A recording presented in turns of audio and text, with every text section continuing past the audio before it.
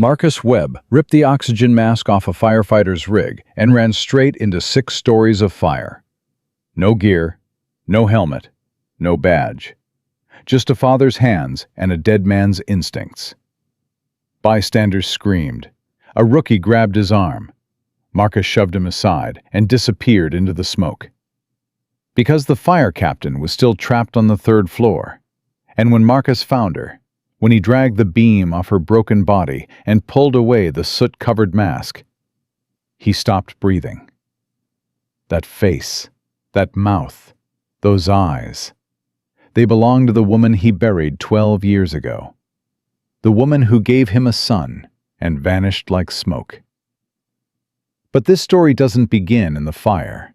It begins with the lie she told the night she left. Drop a comment with the city you're watching from. I want to see how far this story travels. And if this is your first time here, subscribe and hit that bell. You don't want to miss what happens next. Marcus Webb heard the explosion before he felt it. He was 3 streets away, wrist deep in a fuse box at Ray Gaskin's auto shop, when the first blast punched through the night like a fist through glass. The fluorescent lights above him flickered. The tools on the workbench rattled. Then came the second boom, deeper, angrier. And Marcus knew. That wasn't a gas main. That wasn't a transformer. That was a building dying. He pulled his hands from the wires, grabbed his flashlight, and stepped outside. The sky to the east glowed orange. Black smoke rolled upward, swallowing the streetlights. Marcus's phone buzzed. He ignored it. His feet were already moving. 3 blocks, that's all it was. 3 blocks between the auto shop and the old Crescent apartments. 6 stories of 1960s cinder block and dry wood, packed with families who worked double shifts and slept with their windows cracked because the heating never worked right. Marcus ran. By the time he reached the scene, the street had already become a war zone. 2 fire engines were on site. A 3rd was screaming around the corner. Residents poured from the building's entrance, women in bathrobes clutching babies, old men in slippers, teenagers dragging younger siblings by the hand. And the fire, God, the fire. The entire east wall was gone. Flames ripped through 3rd-floor windows, curling black and orange into the sky. The heat hit Marcus from across the street like opening an oven door. He stopped. His chest locked. For a moment, just a moment, he wasn't standing on Moreland Avenue in Detroit. He was 24 again, wearing bunker gear, gripping an axe, running into smoke while everyone else ran out. Then a radio crackled. It was on the ground near the barricade, dropped by a rookie who'd been helping evacuate. The voice that came through was tight, barely controlled. "Captain Price is still inside. 3rd floor, west stairwell. We lost contact 20 seconds ago. Repeat, we have lost contact with Captain Price." Marcus's hands went cold. A firefighter near the engine keyed his radio. "We can't send anyone in. Ceiling collapsed on the east side. Structure's compromised."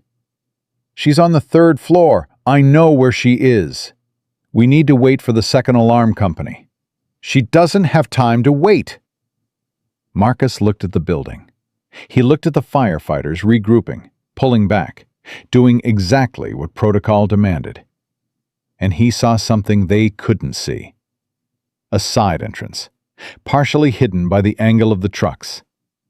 The frame was still intact. The fire hadn't reached it yet. He moved. A spare SCBA mask sat near the engine, abandoned in the rush. Marcus grabbed it. His hands found the straps without thinking. Click, adjust, seal, breathe. 12 years since he touched one, and his fingers remembered every motion like it was yesterday. "Hey!" A firefighter spotted him. Young guy, maybe 25. "Sir, you can't go in there! Sir!" Marcus didn't stop. He didn't turn around. He crossed the street, ducked under the tape, and hit the side entrance at a dead run. The moment he stepped inside, the world changed. Smoke hung in layers, gray at knee level, black at the ceiling. The heat pressed against his skin. Every breath through the mask tasted like rubber and adrenaline. But Marcus could read it. He could read the smoke the way some people read weather. The way it moved, where it was hottest, which direction the fire was traveling. He'd been born with that instinct. It was the thing that had made him one of the best firefighters Detroit ever had.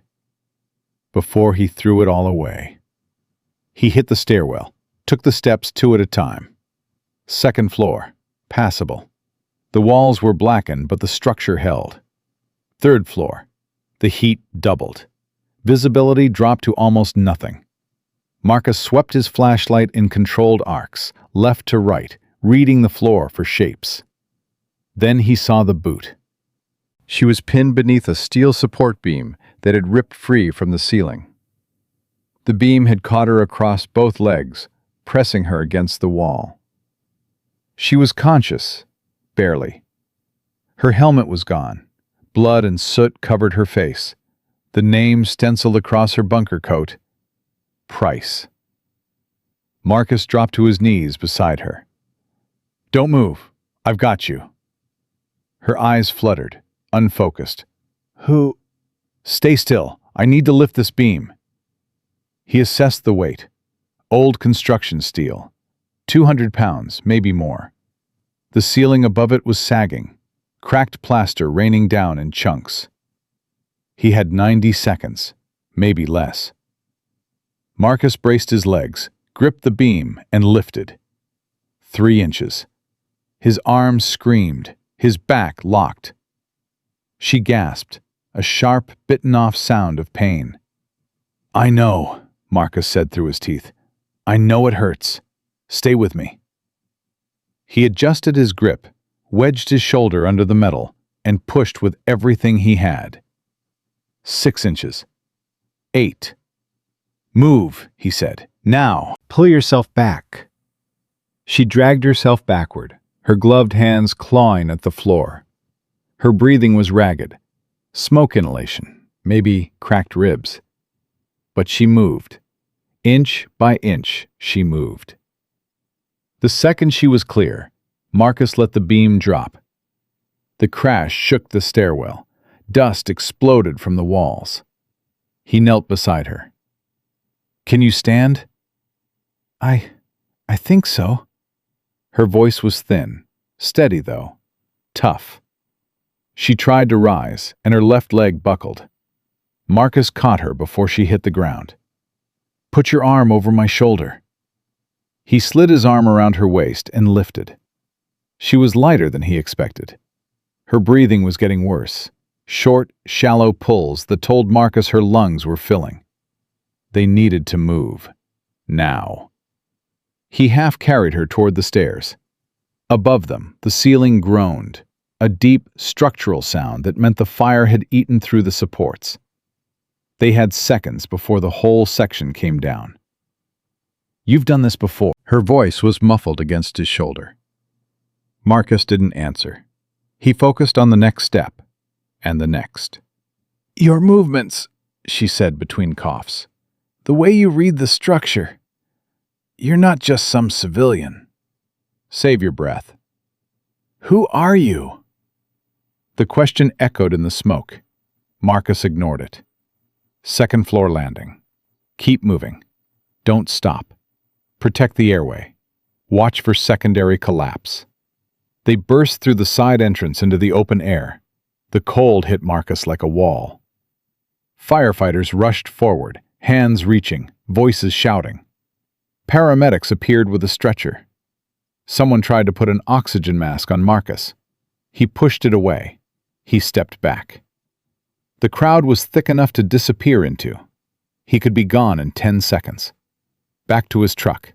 Back to his apartment. Back to the invisible life he'd built. But her hand shot out and grabbed his sleeve. "Wait!" She was being lowered onto the stretcher. Paramedics were cutting her coat, calling for vitals. But her eyes, dark brown, fierce even through the pain, were locked on him. "I need to see your face." Marcus stood there, The sirens wailed, the fire roared. The whole world was noise and chaos and flashing lights. He pulled off the mask. The change in her face was immediate. The color drained from beneath the soot and blood. Her lips parted. Her hand on his sleeve began to shake. Not shock. Something worse. Something older. Recognition. Marcus. His name in her mouth. 12 years of silence, and she said it like she'd been holding it on her tongue the entire time. Marcus couldn't move, because he knew that voice. He had heard it in dreams for 12 years. He had heard it whispering promises in the dark of their bedroom. He had heard it singing to their son at 3 a.m, and he had heard it saying goodbye on the worst night of his life.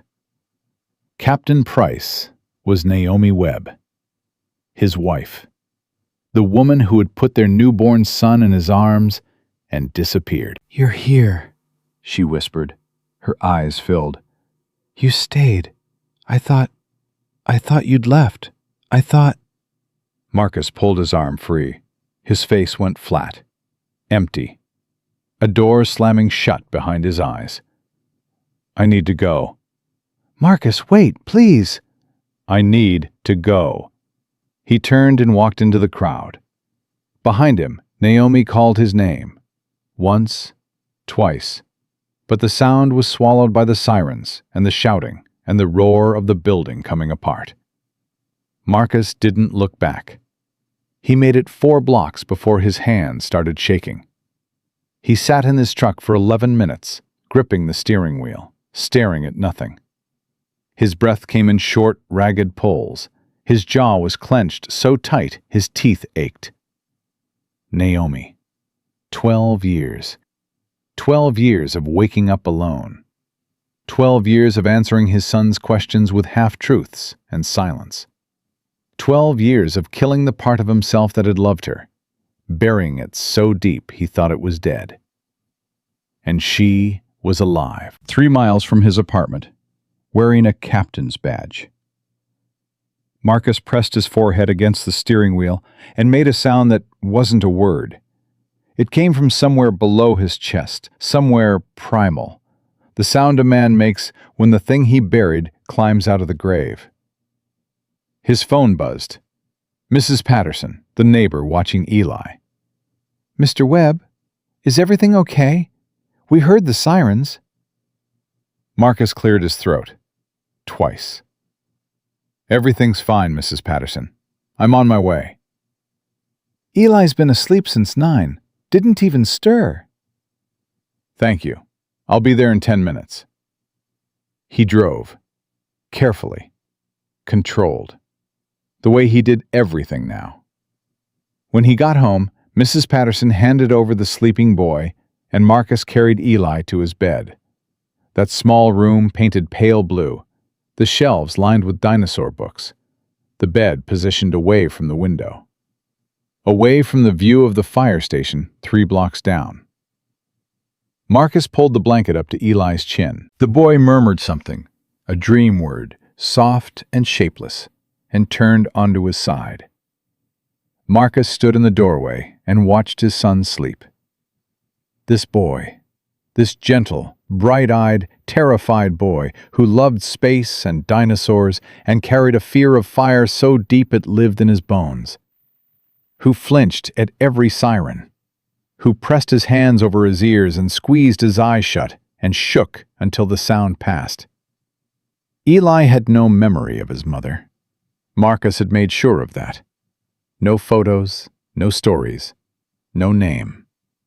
When the boy was 5 and asked for the first time, "Dad, where's my mom?" Marcus had knelt down, looked his son in the eye, and said, "She had to go away, buddy. It wasn't because of anything you did."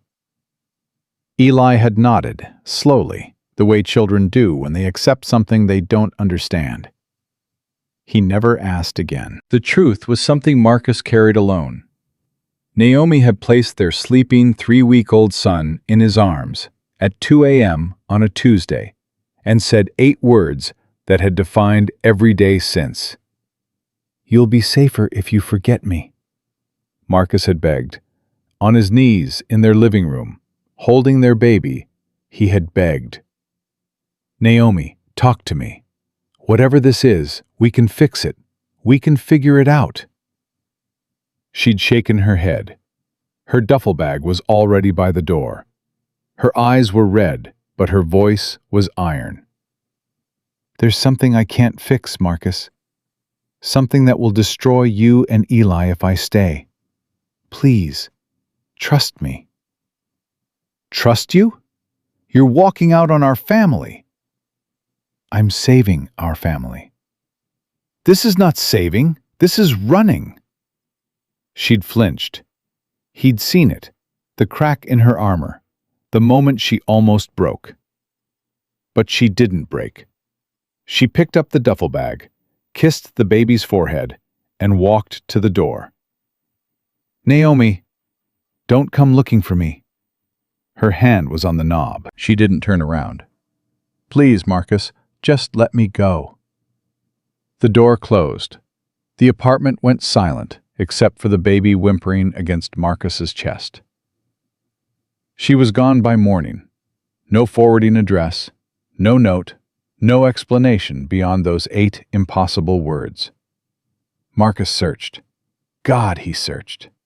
He filed a missing persons report at the precinct on Gratiot, sat in that plastic chair for 3 hours before an officer finally took his statement.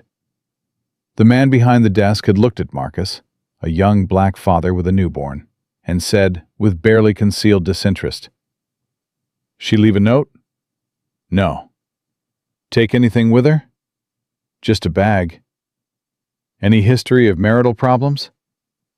"She didn't leave because of marital problems. Something happened to her." The officer had shrugged.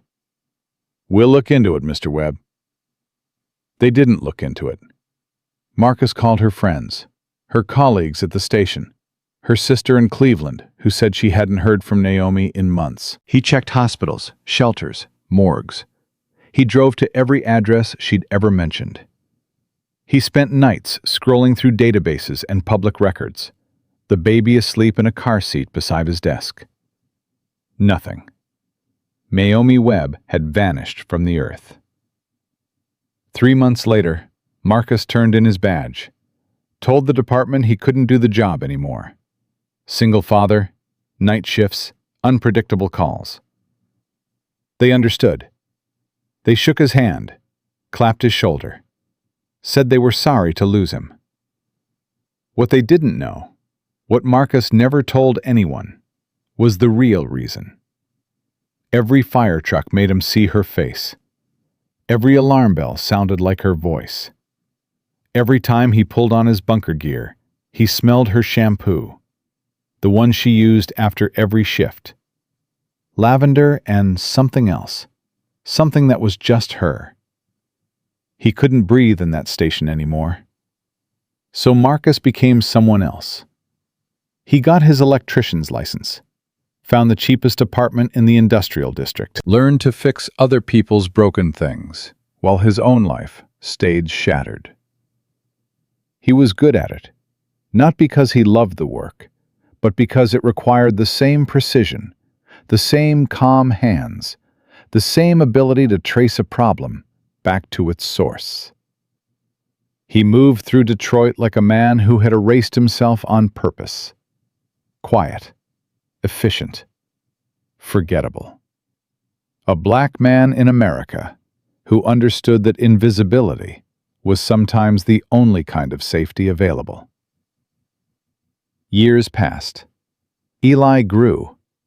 The boy was bright, top of his class at MLK Elementary, always reading, always asking questions about planets and prehistoric creatures. He laughed easily. He made friends. He was, in almost every way, a happy kid. Except for the fire. It had started when Eli was 3. A siren had passed their building. Routine, nothing unusual. And the boy had screamed. Not cried. Screamed. a high animal sound that had brought Marcus running from the kitchen. He found Eli in the corner of his room, hands clamped over his ears, eyes squeezed shut, his whole body trembling.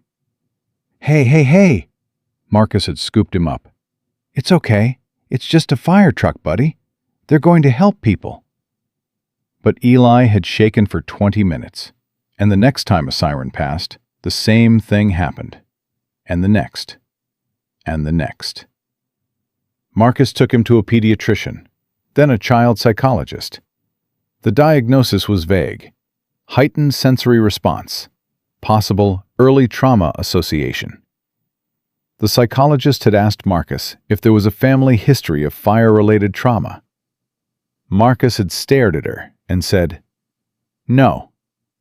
He never went back. Instead, he managed it. He positioned Eli's bed away from the window. He kept the TV off during news hours. He chose routes to school that avoided the fire station.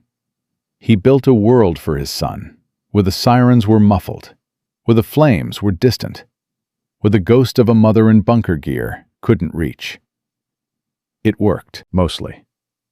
Eli still flinched, still covered his ears, but the screaming stopped. The shaking became shorter. The fear went underground, where Marcus hoped it would stay. It was a good life, small, but good. Marcus and Eli against the world. Tuesday spaghetti nights, Saturday morning cartoons, homework at the kitchen table, library trips on Sundays. A life built from wreckage, held together by routine and a father's stubborn love. Marcus told himself it was enough. He told himself he didn't need answers. He told himself Naomi was dead. Not literally, but in every way that mattered. She was a ghost, a memory, a closed door. And then, on a cold November night, the past blew that door wide open. The morning after the fire, Marcus sat at the kitchen table and stared at the local news on his phone. His face was on the screen, half obscured by smoke and shadow, but unmistakable. Civilian hero saves fire captain in daring rescue. His phone had 17 missed calls, 6 voicemails.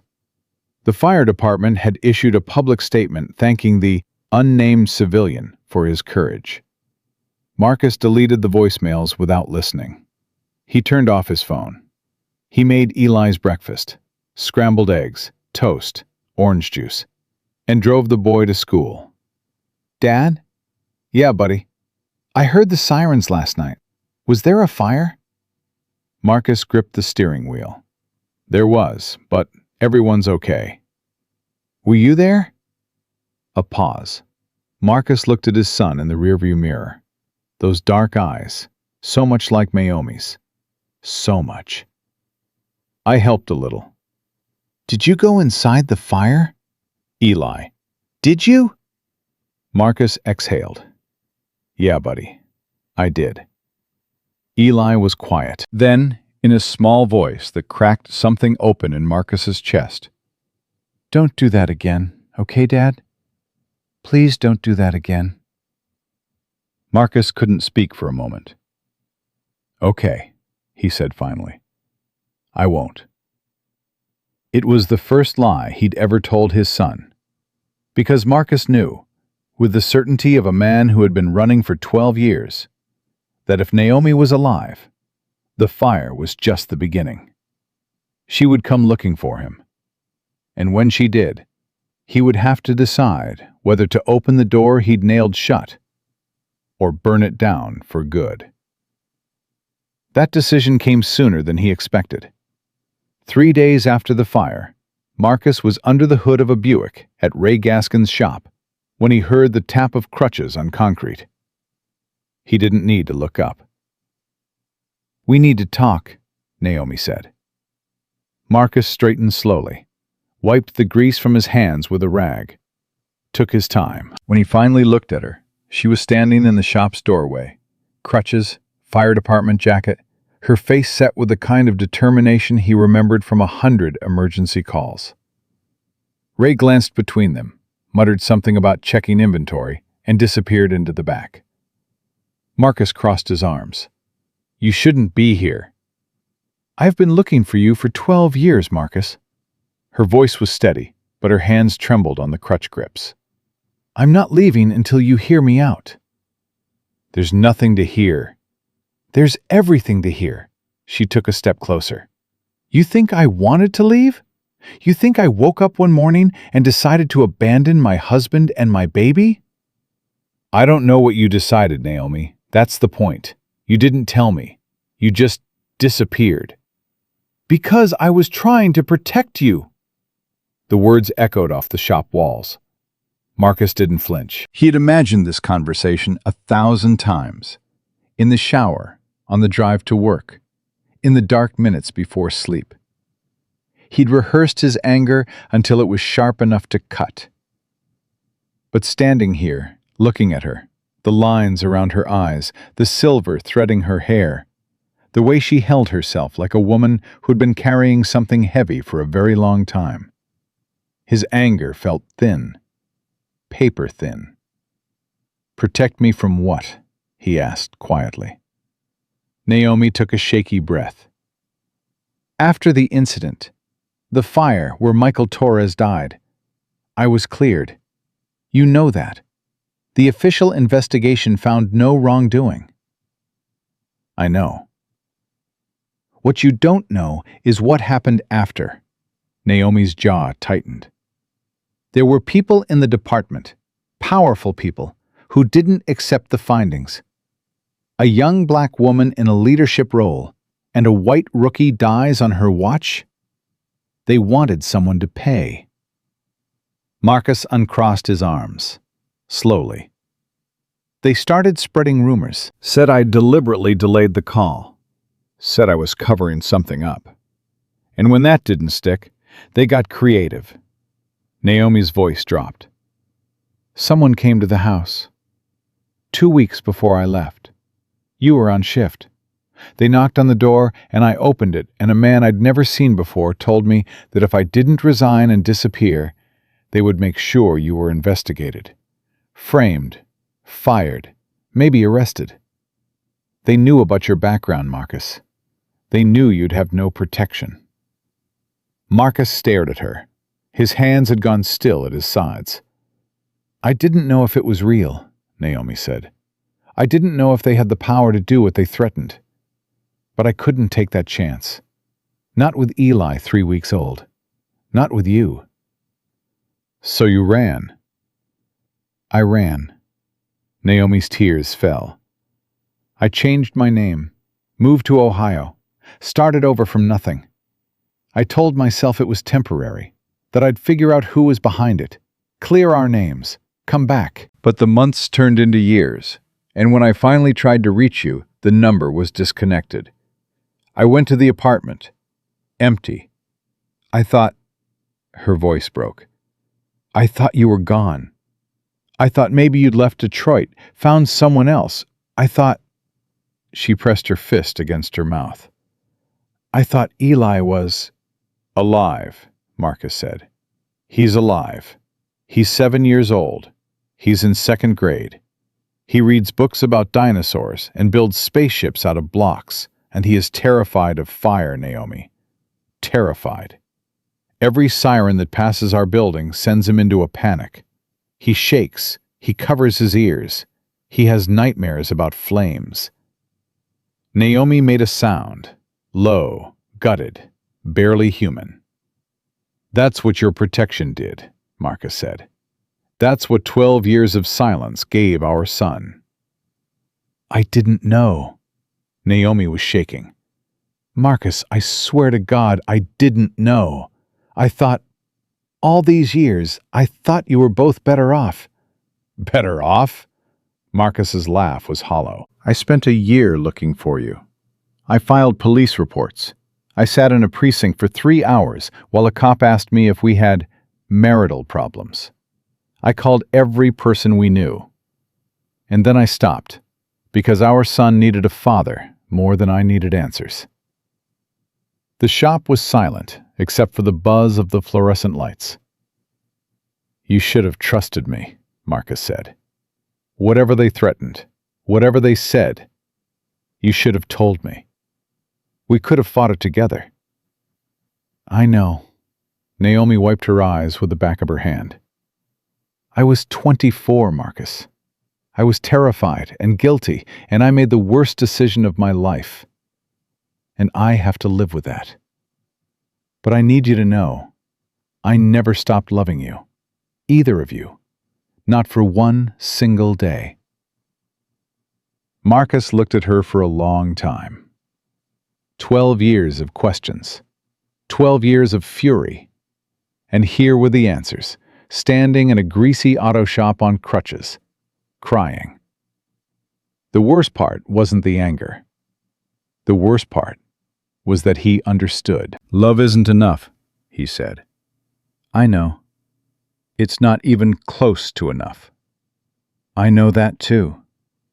Marcus picked up the rag again, started wiping his hands, a mechanical motion, something to do while the world rearranged itself. "Eli doesn't know you exist," he said. "He thinks his mother left, and that's all he knows. If you want to be part of his life, and I'm not saying you've earned that, you do it on his terms. You don't push. You don't show up at his school in your uniform and scare him half to death.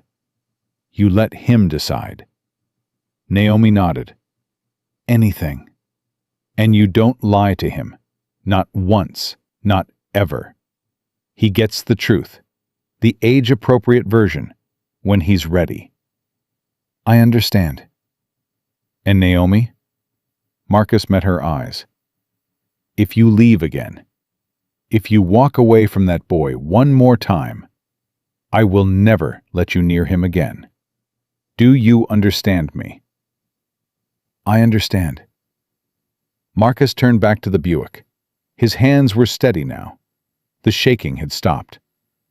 Behind him, Naomi stood in the doorway for a moment longer. Then the crutches tapped against concrete, slow and retreating, until the sound faded into the street noise. Marcus stood alone in the shop, surrounded by broken engines and frayed wires. He pressed his palms flat against the hood of the car and breathed. 12 years of burying. 12 years of silence. And now the grave was open. The crutches had barely stopped echoing when Marcus's phone buzzed. He pulled it from his pocket. One text from an unknown number. "Thank you for listening. I meant every word." Marcus stared at it. His thumb hovered over the delete button. He pressed it. Then he set the phone on the workbench, picked up a wrench, and went back to the Buick as if the last 40 minutes had never happened. That lasted about 3 hours. Ray came back from his invented inventory check around 2 o'clock, carrying 2 cups of gas station coffee. He set one on the fender next to Marcus and leaned against the wall. "You want to talk about it?" "No." She looked like she'd been crying. "Ray." All right. Ray sipped his coffee. "But I've known you 6 years, Marcus. You never have visitors. You never take personal calls. You don't even have a photograph in your locker. And now a woman in a fire department jacket shows up looking like the end of the world, and you expect me to just—" "Yes," Marcus said. "That's exactly what I expect." Ray held up his hands. "Fine, but if you need anything, I need a fuel pump for an '09 Malibu. Can you call the parts store?" Ray shook his head and walked away. Marcus stared at the engine in front of him, but he wasn't seeing it. He was seeing Naomi's face when she said, "I thought Eli was," and couldn't finish. She thought his son was dead. For 12 years, she had believed her child was dead. Marcus closed his eyes. He wanted to hate her. He had spent over a decade perfecting that hate, sharpening it into something useful, something that kept him moving. But hate required certainty. It required believing that the person who hurt you did it because they didn't care. Naomi cared. That was the problem. She had cared so much she'd made the worst possible decision, and now the wreckage was everywhere. And Marcus was standing in the middle of it, holding a wrench like it could fix something. He picked up Eli at 3:15. The boy climbed into the truck with his backpack bouncing, already talking about a science project on volcanoes. "Dad, did you know that some volcanoes are underwater? Like at the bottom of the ocean. They're called submarine volcanoes." "That right?"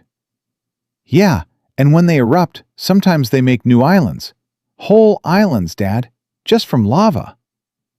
Marcus glanced at his son in the rearview mirror. Those dark eyes. Naomi's eyes. He'd always known it, but he trained himself not to see it. Now he couldn't unsee it. "That's pretty cool, buddy.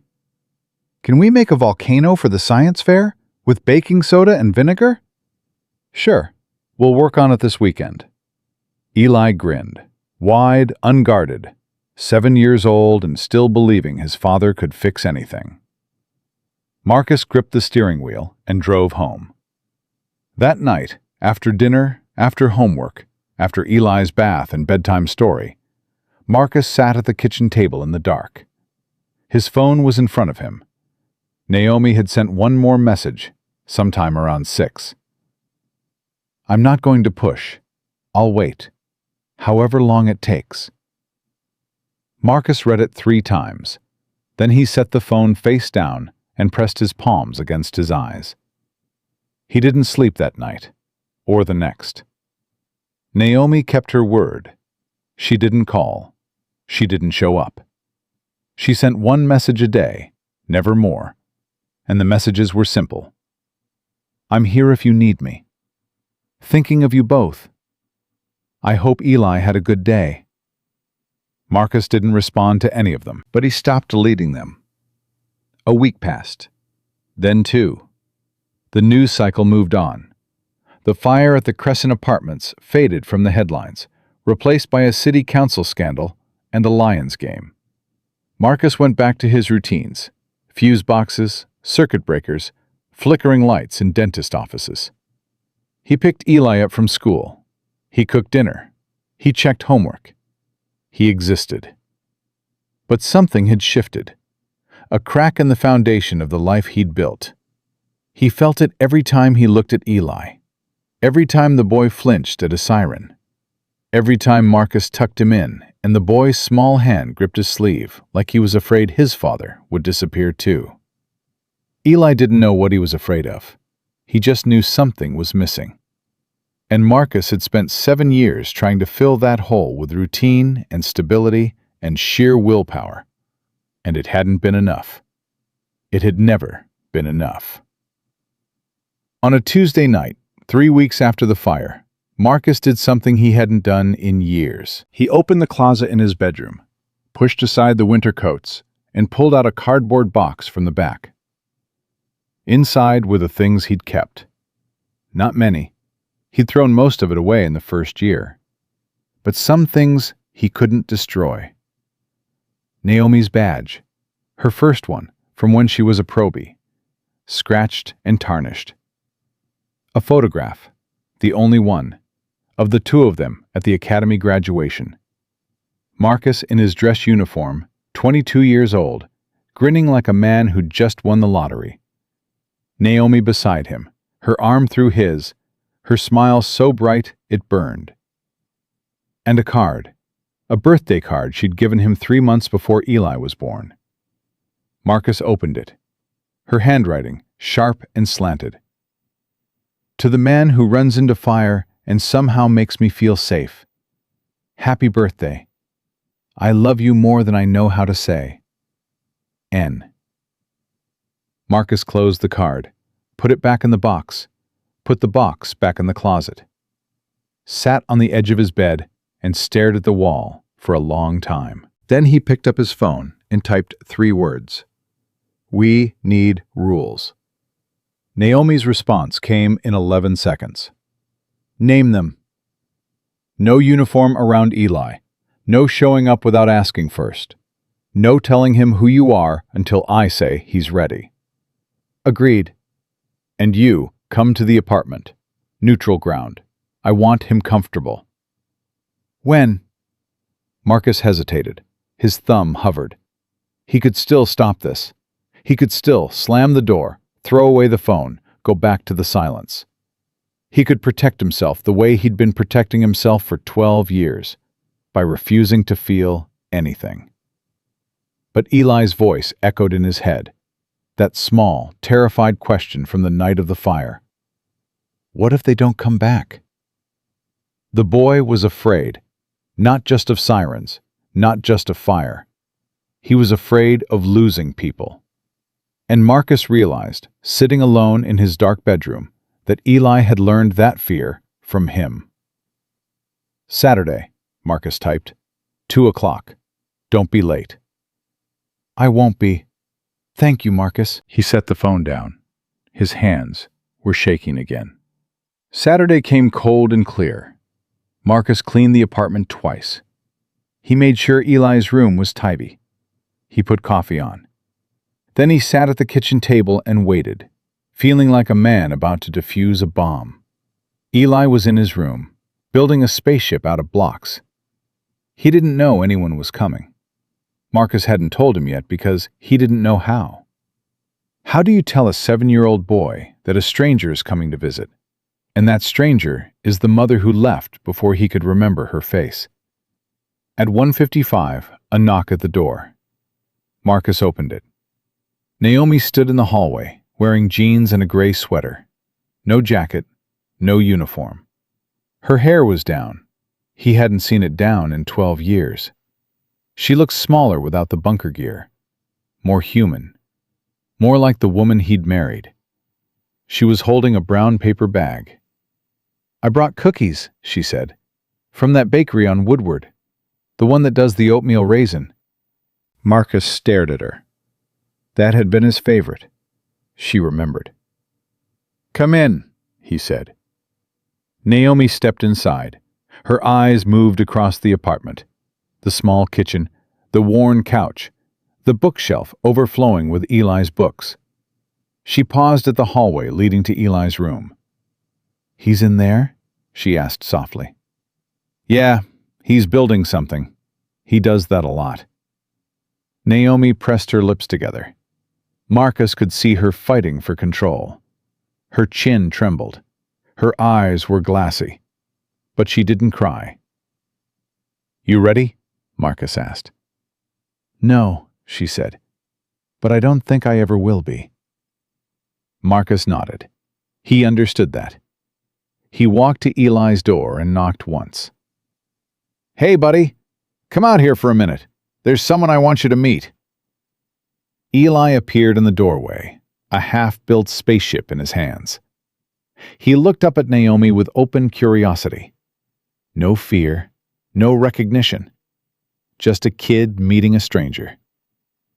Eli, this is Naomi. She's a friend of mine from a long time ago. Hi, Eli said. Hi, Eli. Naomi's voice was steady, barely. That's a cool spaceship. Eli looked down at it. It's not done yet. The wings keep falling off. That happens. Sometimes you have to rebuild the base before the wings will hold. Eli considered this with the seriousness of a 7-year-old engineer. Yeah, maybe. He looked at Marcus. Can she help? Marcus felt something crack in his chest, a hairline fracture running through the wall he'd built. Yeah, buddy, she can help. They sat on the floor of Eli's room for 2 hours, Naomi and the boy, side by side, building a spaceship out of blocks. She didn't push. She didn't try to be his mother.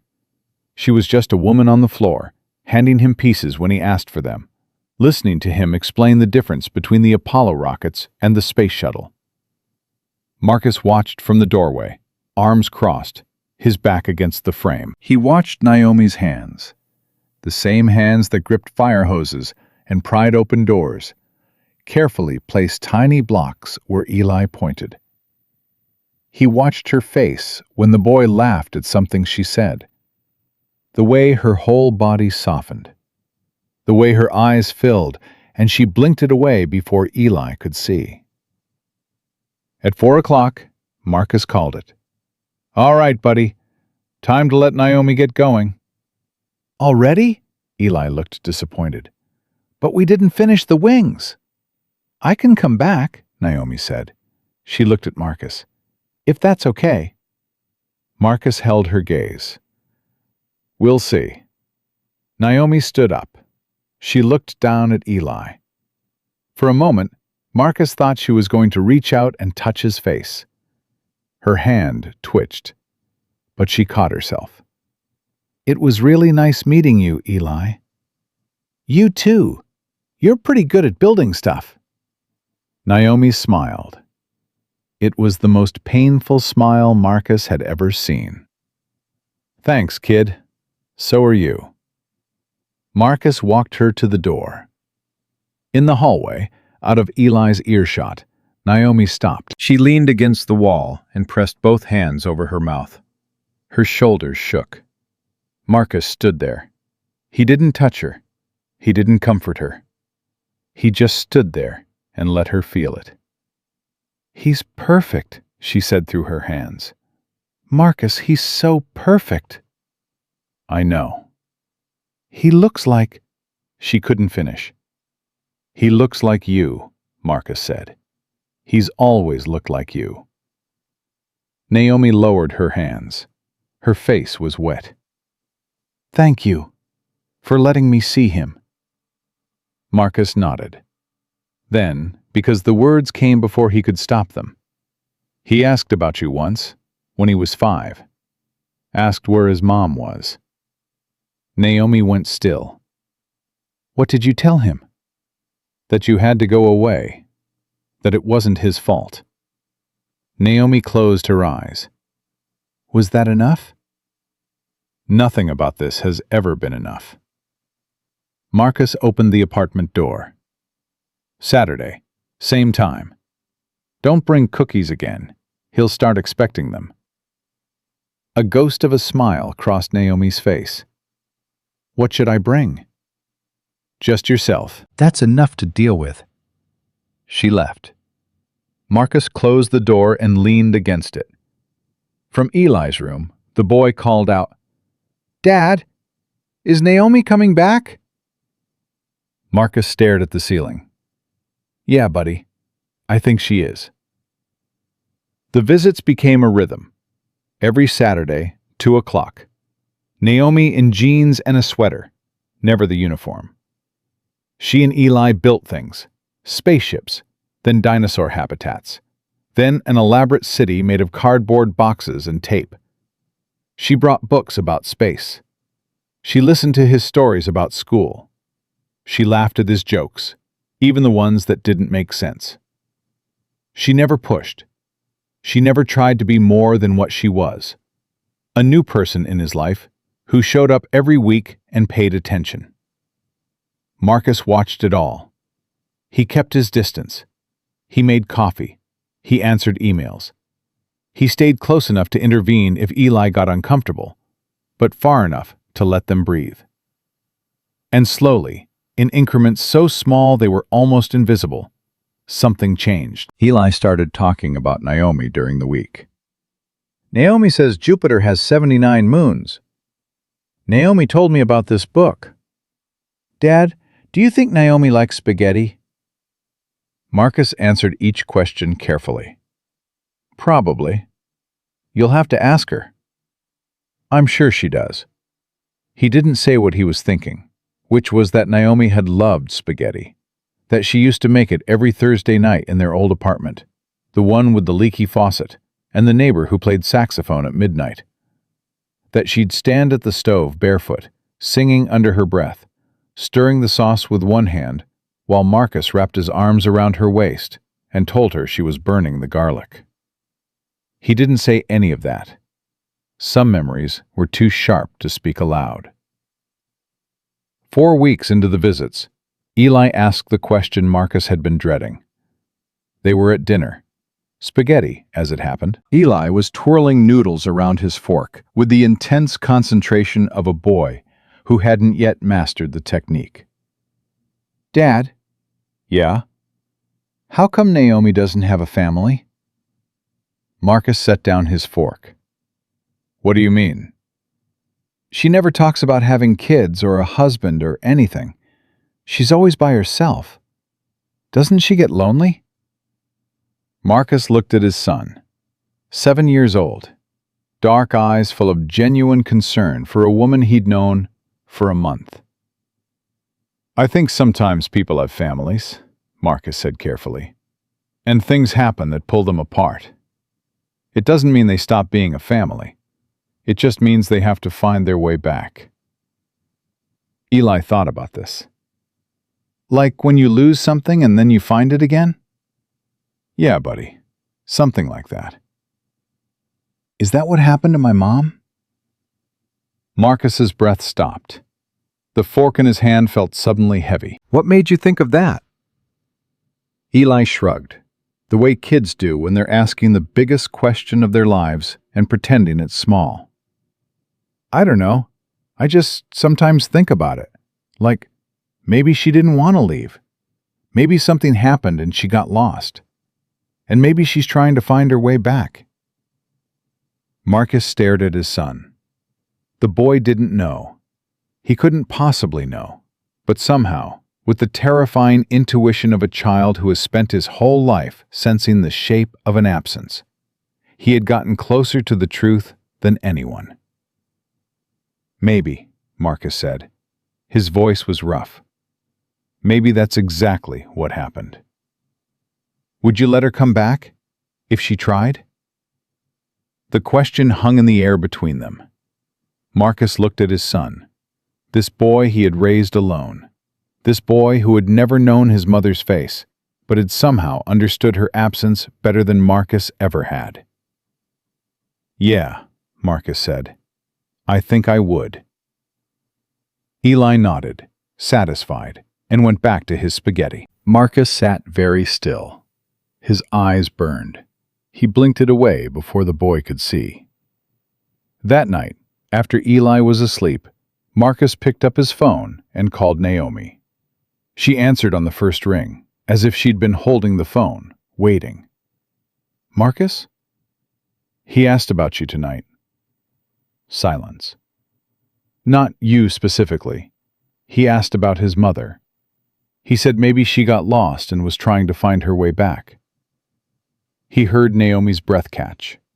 Then nothing. Then a sound that he knew was crying, quiet and desperate. The kind of crying you do when you don't want anyone to hear. I'm not telling him yet, Marcus said. He's not ready. But I wanted you to know that he thinks about you. Even without knowing who you are, he thinks about you. Marcus! Her voice was shattered. I know, he said. I know.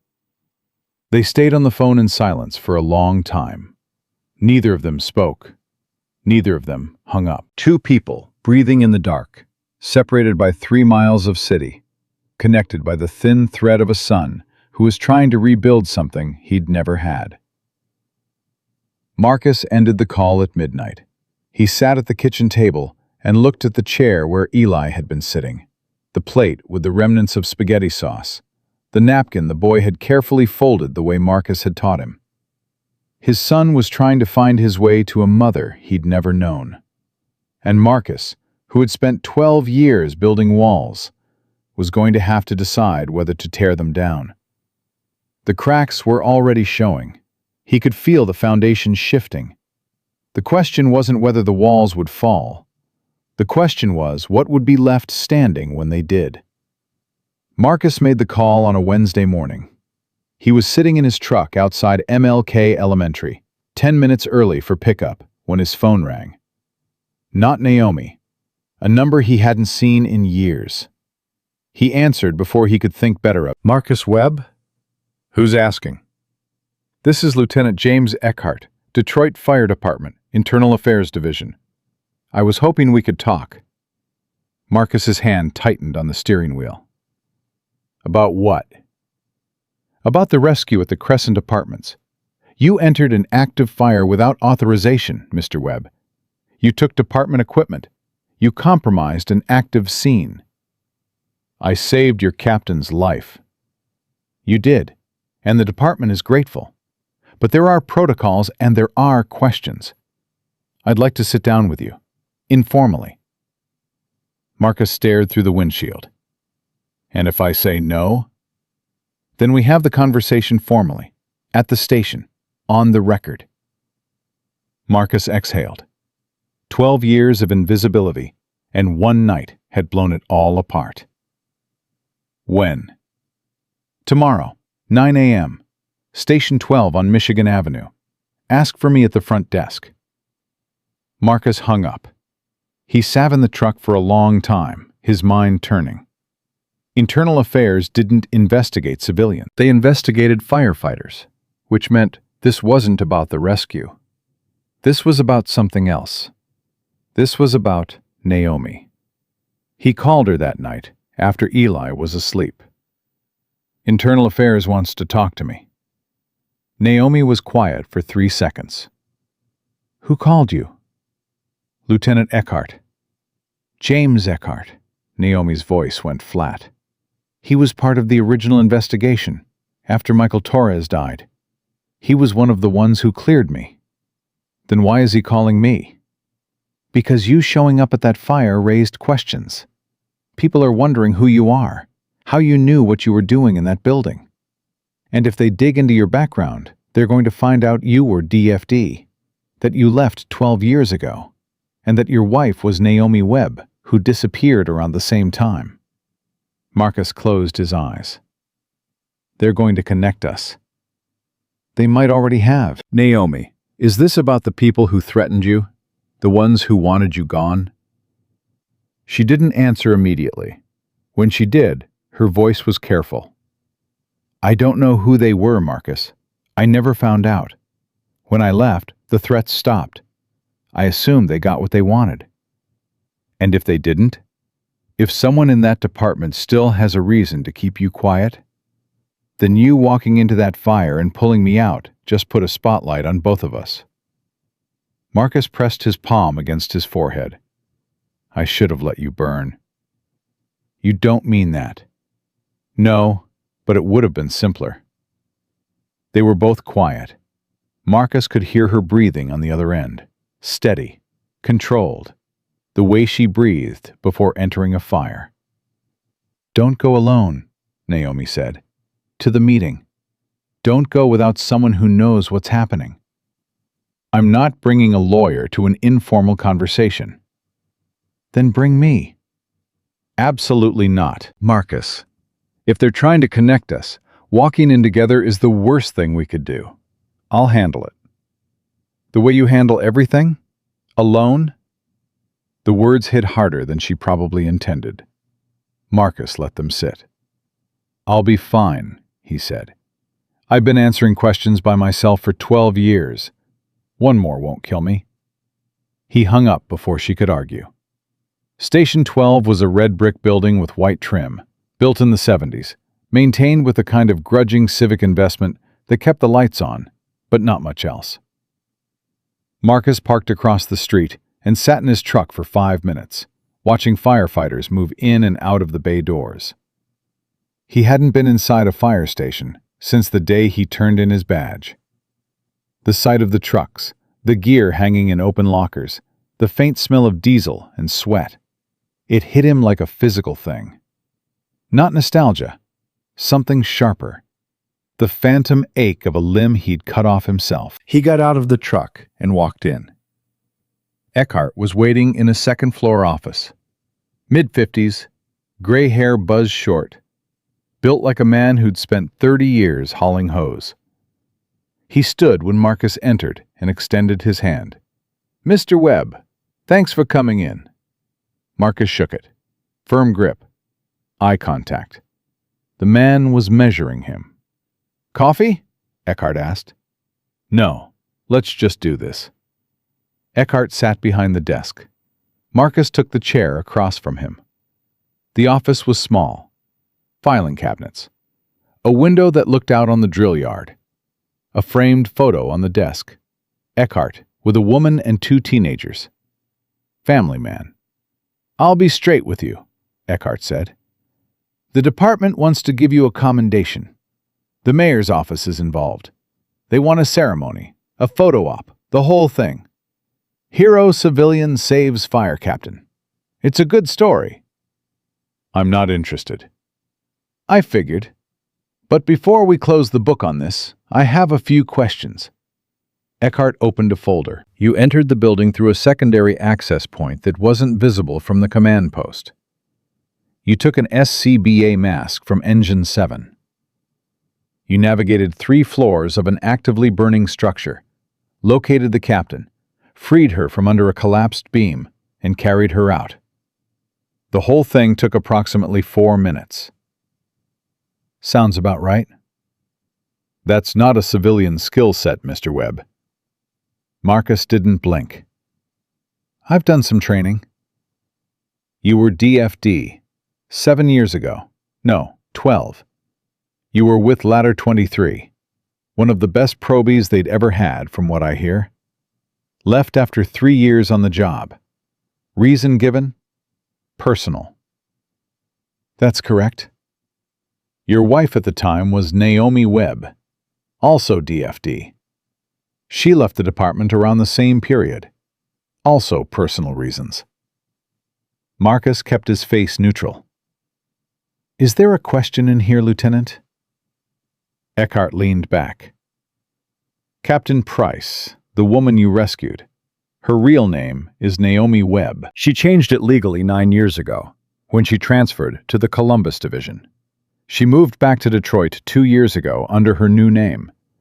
Nobody in the current department knew her history." "Okay. Did you know Captain Price was your ex-wife when you entered that building?" "No." "You had no idea." "I heard a captain was trapped on the 3rd floor. I went in. I didn't know who she was until I pulled the mask off outside." Eckhart studied him. "That must have been one hell of a surprise." "You could say that." "Mr. Webb, I'm going to ask you something, and I'd appreciate an honest answer. Has Naomi contacted you since the fire?" Marcus held the man's gaze. "Why?" "Because 12 years ago, there was an incident in this department. A rookie firefighter named Michael Torres died in a residential fire. Your wife was the officer in charge. The investigation cleared her, but there were irregularities. Not in her conduct, in the investigation itself. Things that didn't add up. Files that went missing. Witnesses who changed their statements." Marcus felt something cold move through his chest. "What kind of irregularities?" Eckhart closed the folder. "The kind that suggests someone wanted the investigation to end quickly. Someone with enough pull to make it happen. You think the investigation was buried? I think a young firefighter died, and not everyone was satisfied with the answers. And I think your wife's sudden departure, and yours, raised questions that nobody followed up on." Marcus leaned forward. "My wife left because someone threatened our family.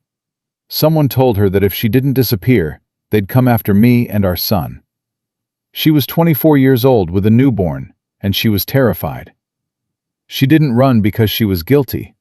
She ran because someone made her believe we weren't safe." Eckhart's expression didn't change, but something shifted in his eyes.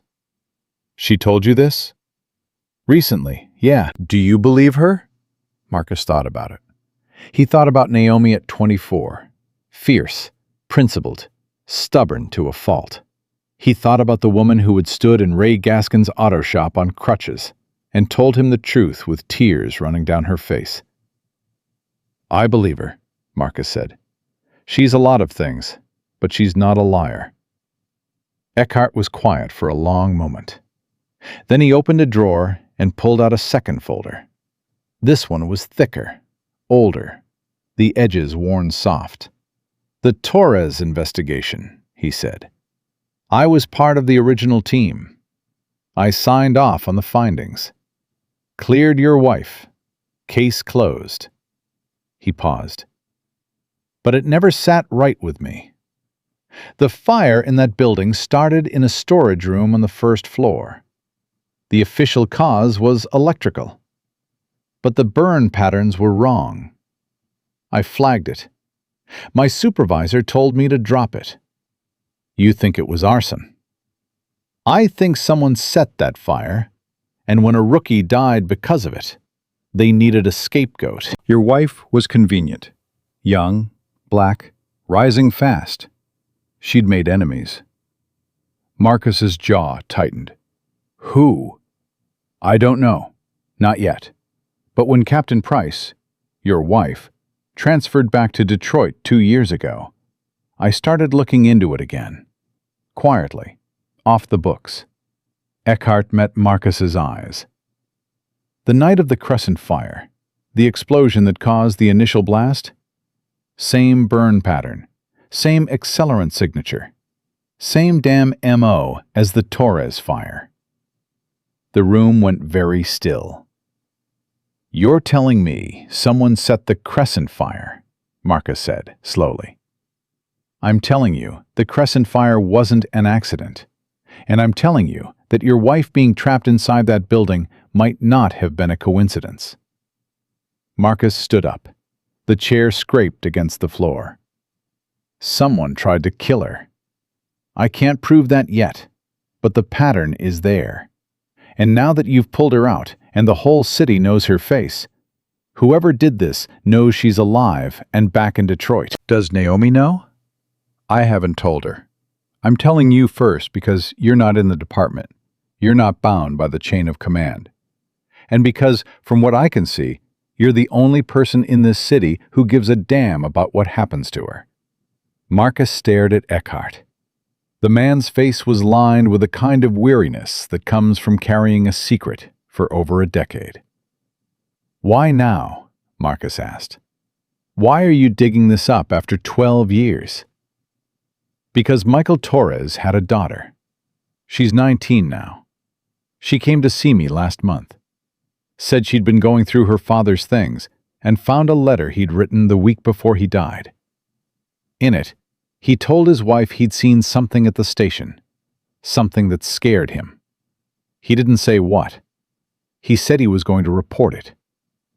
He died before he could. He died in a fire that shouldn't have started in a building that had passed inspection 3 weeks earlier. Marcus put his hands on the desk and leaned in. Give me a name. Give me something. I can't. Not yet. But I need you to understand something, Mr. Webb. If I'm right, if the Torres fire was arson and the Crescent fire is connected, then your wife isn't just a fire captain. She's a witness. She was in that building 12 years ago. She saw the burn patterns. She may know more than she realizes. And someone wants to make sure she never talks. Eckhart didn't answer. He didn't need to. Marcus left Station 12 with his hands shaking and his mind racing. He sat in his truck and called Naomi. She answered on the second ring. How did it go? Where are you right now? At home. Why? Lock your doors. I'm coming over. Marcus, what happened? Not on the phone. I'll be there in 20 minutes. He drove across the city like a man being chased. Naomi's apartment was on the 3rd floor of a building in Corktown. Clean, quiet, the kind of place a woman who'd started over would choose. She opened the door before he knocked. You look like hell, she said. Eckhart thinks the Crescent fire was arson. Naomi's face went blank. Not shocked. Processing. Marcus watched her eyes, and he saw it. The moment the pieces started clicking together. Same pattern as the Torres fire, Marcus continued. Same accelerant. He thinks someone set that building on fire 12 years ago, and he thinks the same person did it again 3 weeks ago. That's not possible. Why not? Because the Torres fire was investigated. It was ruled electrical. Eckhart says the burn patterns were wrong. He flagged it. His supervisor shut him down. Naomi sat down on the arm of her couch. Her hands were clasped between her knees. Marcus recognized the posture. It was the way she sat when she was trying to hold herself together. Naomi, he thinks someone trapped you in that building on purpose. No, She shook her head. the ceiling collapsed. It was structural failure. I was in the stairwell when the beam came down. And where were you supposed to be? She stopped. What? Where were you supposed to be when the building went? What was the incident plan? Naomi stared at him. West side entry, 3rd floor. The stairwell was my access route. And someone would have known that. Someone who understands fire operations. Someone who knew exactly where the captain would be in a 6-story residential fire. The color drained from Naomi's face. Marcus, if you're saying what I think you're saying, I'm saying someone in the department, someone who's been there for at least 12 years, set a fire that killed Michael Torres, threatened you into disappearing, and then set another fire when you came back. And I'm saying they're not going to stop. Naomi stood up. She walked to the window and stood there, her back to him. Marcus could see her reflection in the glass. Her jaw was tight. Her eyes were wet. Michael, she said quietly, he told me something the week before he died. I never put it together. What did he say? He said he'd been doing overtime, covering shifts, and one night he saw someone in the station after hours. Someone who shouldn't have been there. He said they were in the supply room, near the accelerant storage. Did he say who? Naomi turned around. He said he didn't get a good look, but he said the person was wearing officer's gear. Not a probie, not a regular firefighter. An officer.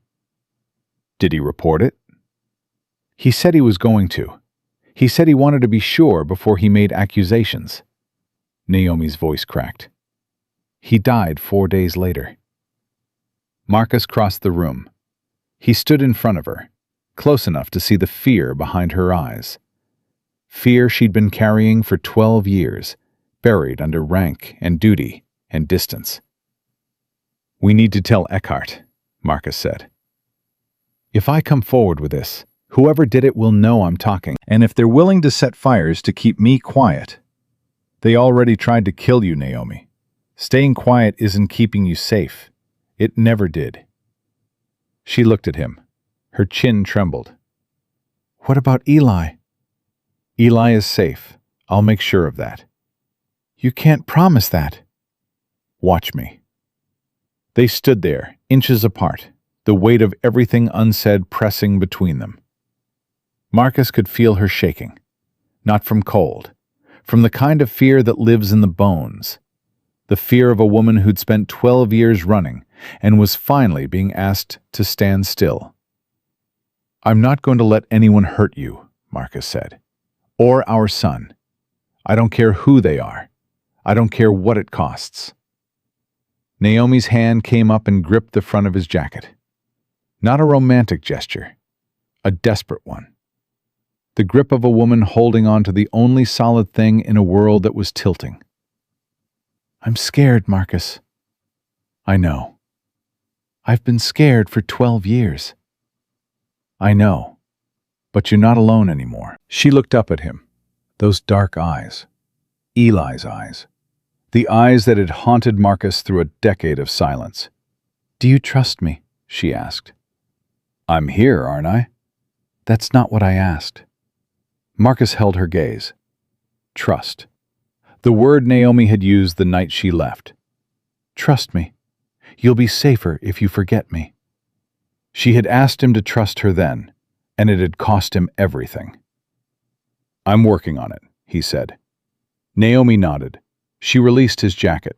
She wiped her eyes with the back of her hand and straightened her shoulders. Captain Price reassembling herself from the wreckage of Naomi Webb. I'll talk to Eckhart, she said. I'll tell him everything.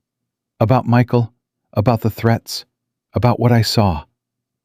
I'll go with you. You don't have to. I'm going with you. She looked at him for a long time.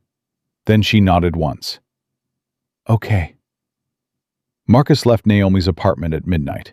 He drove home through empty streets, the city dark and cold around him. When he got to the apartment, he checked on Eli first. The boy was asleep, his breath soft and even, one arm thrown over his pillow. Marcus knelt beside the bed and watched his son sleep. This boy who was afraid of fire. This boy who had never known his mother's face. This boy who had asked if people who got lost could find their way back. Someone had set a fire that killed a man and destroyed Marcus's family. Someone had threatened the woman he loved into disappearing. And now, 12 years later, that same someone had tried again. Marcus had spent 12 years being invisible, being quiet, being safe. That was over now. He pressed his lips to Eli's forehead. The boy stirred but didn't wake.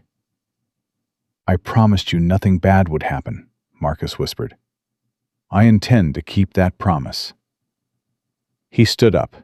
He walked to the closet in his bedroom. He pushed aside the winter coats and pulled out the cardboard box. He took out the badge, his old DFD badge, scratched and tarnished. He turned it over in his hands. Then he set it on the kitchen table, sat down across from it, and waited for morning. Morning came gray and cold. Marcus was still sitting at the kitchen table when Eli padded out in his pajamas, rubbing his eyes. Dad, did you sleep out here? Marcus looked at his son. He'd been staring at the badge for 6 hours. His coffee was cold. His back ached.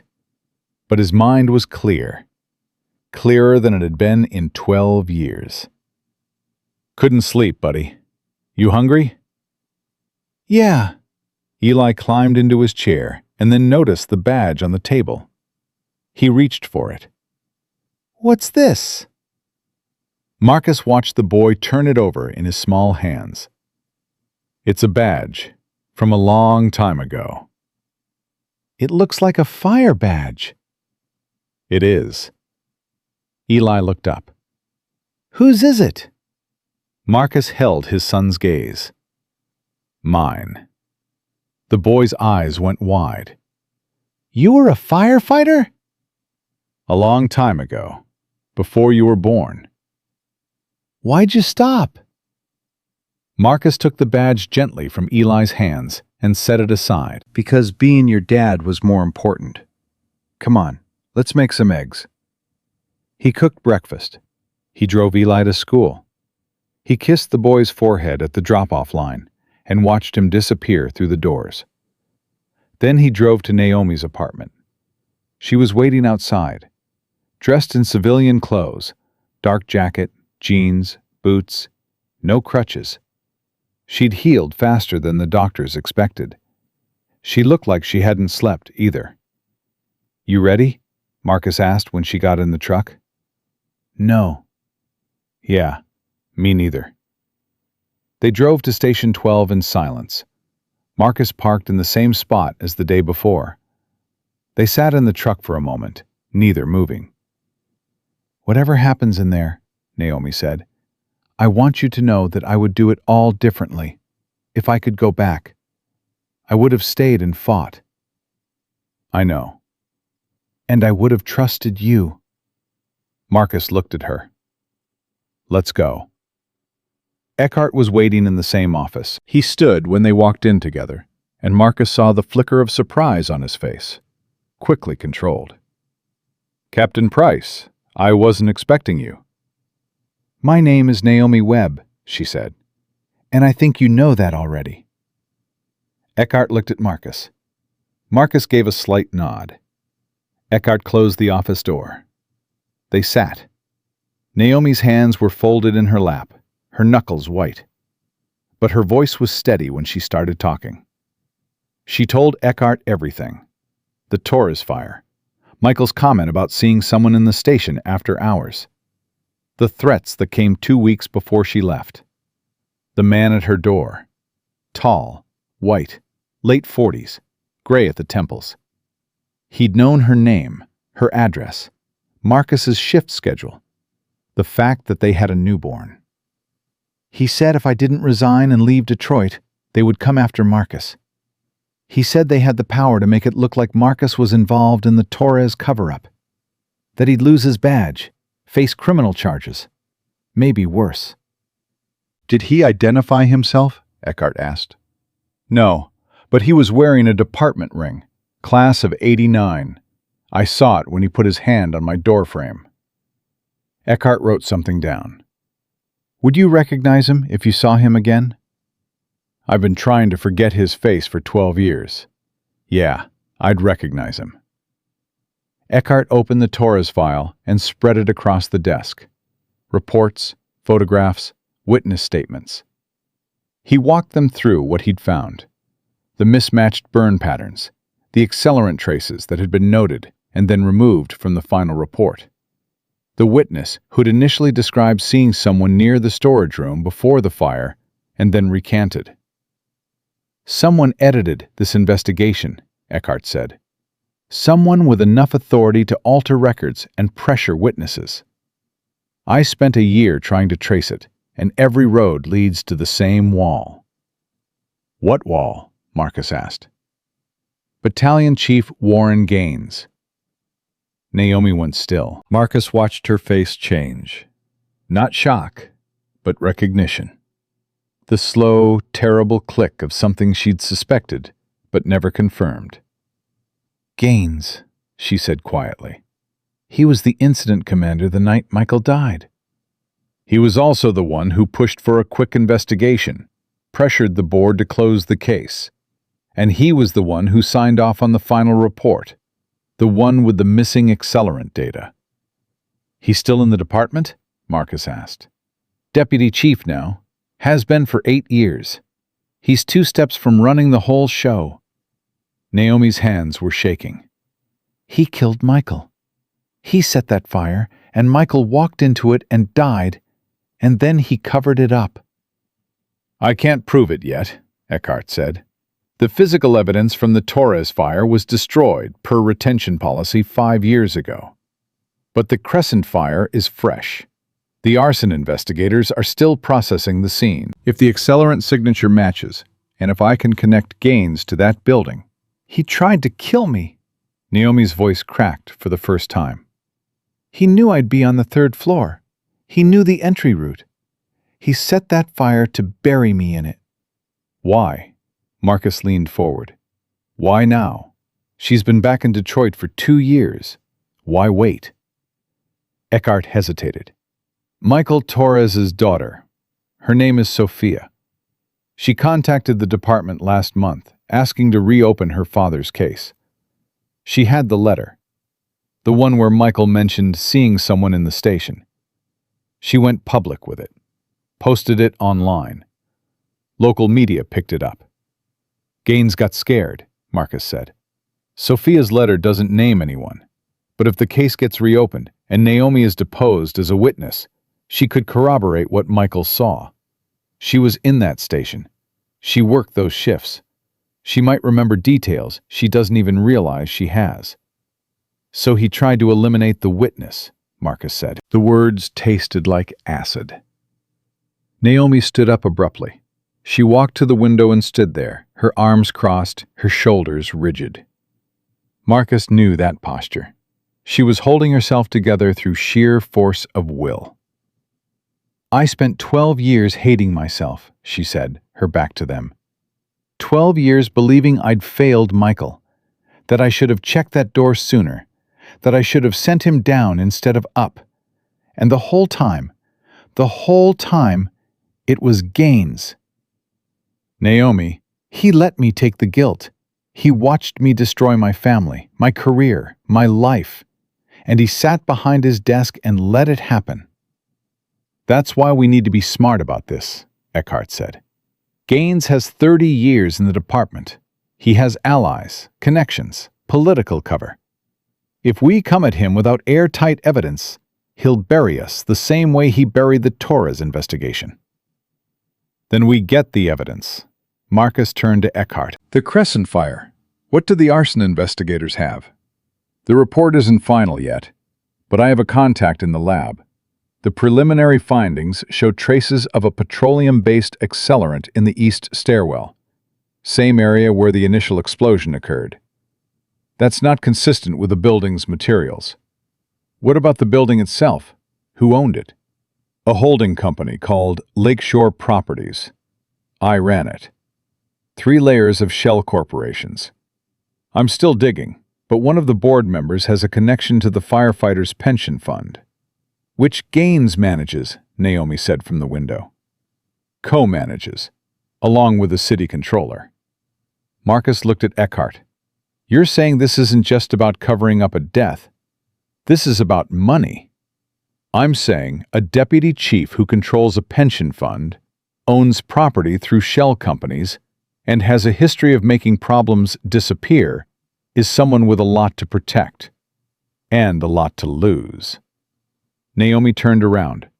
Her face was hard, resolved. What do you need from me? Your testimony, on the record, about the threats, about what Michael told you, about everything you remember from the Torres fire. And I need you to go through the Crescent Fire scene reports when they're released. Look for anything familiar. Burn patterns, timing, structural details. You're the best fire reader in this department. If Gaines left a signature, you'll find it. And if he finds out she's cooperating? Marcus asked. If he finds out we're coming for him? Then we need to move fast. Marcus stood up. How fast? Sophia Torres is holding a press conference next week. She's going public with her father's letter and demanding the case be reopened. Once that happens, Gaines will know the walls are closing in. If he's going to make a move, it'll be before that press conference. That's 6 days, Marcus said. 5, actually. The press conference is Monday. Marcus looked at Naomi. She met his eyes. Between them passed something unspoken. The same kind of wordless communication they'd had on the job, in the smoke, reading each other's movements without a signal. 5 days, she said. Then let's not waste them. They spent the next 3 days building the case. Eckhart worked from inside the department, pulling records, cross-referencing Gaines's schedule with the dates of both fires, tracing the Lakeshore Properties paper trail. Marcus, from outside, became the one person Eckhart could trust with information that couldn't be stored on a department server. They met each evening at Naomi's apartment after Eli was with Mrs. Patterson. The kitchen table became a command center. Printouts, timelines, building schematics. Marcus hadn't done this kind of work in 12 years, but the instincts came back fast. Reading fire patterns was like reading wiring diagrams. Everything connected if you traced it back far enough. On the second night, Naomi found something. She was going through the Crescent Apartments maintenance records when she stopped. Her finger pressed against a line item on a page. Marcus, look at this. He came around the table. The document was a building inspection report from 6 months before the fire. Routine check. Everything passed. Signed off by the city building inspector. Look at the inspector's name, Naomi said. Marcus read it. David Harwell. Now look at this. Naomi pulled up another document. The inspection report from the building where Michael Torres died. Different building.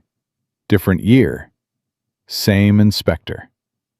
David Harwell signed off on both buildings, Marcus said. Both buildings that burned. Both buildings where the fire shouldn't have started. Both inspections within 6 months of the fire. Marcus pulled out his phone and called Eckhart. Run a name. David Harwell, City Building Inspector. Eckhart called back an hour later. Harwell retired 4 years ago. Moved to a house in Grosse Pointe that a city inspector shouldn't be able to afford. And here's the kicker. His wife's maiden name is Gaines. She's Warren Gaines's sister. Naomi closed her eyes. He used his brother-in-law to pass the inspections. made sure the buildings would burn fast and hot. Then he set the fires and let the official cause stand. And collected insurance through the shell companies, Marcus added. The Torres fire wasn't about Michael, Eckhart said over the phone. It was about the building. Gaines needed it destroyed, and Michael was collateral damage. Your wife was the convenient scapegoat. Naomi's hands were flat on the table. Marcus could see them trembling. 12 years, she said. Michael died because Warren Gaines wanted to collect insurance on a building? And I gave up my family because of it. Marcus put his hand on top of hers. She looked up at him. Her eyes were dry, past tears, past grief. What he saw there was something harder and more dangerous. "We're going to get him," Marcus said. "We need to be alive to get him," Naomi said. "He's killed before. He'll do it again." "Not this time." On the fourth night, the night before Sophia Torres's press conference, Marcus was home with Eli. They were on the couch, watching a documentary about the International Space Station. Eli was curled against his father's side, half asleep. "Dad?" "Yeah, buddy?" "Is Naomi your friend?" "Yeah, she is." "She's nice. She knows a lot about space." "She does." Eli was quiet for a moment. Then, in the drowsy, unfiltered way that children speak when they're almost asleep, "She looks at me weird sometimes." Marcus's breath caught. "What do you mean?" "Like she's sad, but not because of me. Like she's sad about something else. And when she looks at me, it makes it better and worse at the same time." Marcus tightened his arm around his son. 7 years old. This kid saw everything. "Some people carry heavy things, Eli. Things that happened a long time ago. And sometimes, when they see something good, like you, it reminds them of what they lost." "What did Naomi lose?" Marcus pressed his lips together. The truth sat on his tongue like a stone. "Her family," he said. "She lost her family." Eli sat up and looked at his father with those dark eyes. Naomi's eyes, full of the earnest gravity that only a child can carry. "We should help her find them." Marcus pulled his son into a hug so the boy couldn't see his face. "Yeah, buddy, we should." He carried Eli to bed, tucked him in, stood in the doorway until the boy's breathing went soft and even. Then his phone rang. It was Eckhart. His voice was wrong, tight, clipped. The voice of a man delivering news he didn't want to deliver. "We have a problem." "What kind of problem?" "Gaines knows. I don't know how. Maybe he has someone watching the files. Maybe he has a contact in the lab." But he pulled the Crescent arson report this afternoon, classified it, and he's called an emergency meeting with the Fire Commission for tomorrow morning. "Tomorrow morning? The same time as Sophia's press conference?" "Exactly the same time. He's going to get ahead of it, reframe the narrative, pin the Crescent fire on faulty building maintenance, and close the investigation before Sophia can open it." "Can he do that?" "He's the deputy chief. He has the authority to classify active investigations. By the time Sophia speaks, the evidence will be sealed." Marcus gripped the phone. "Then we unseal it." "Marcus, you said you have a contact in the lab. The preliminary findings, the accelerant traces, are they digitized?"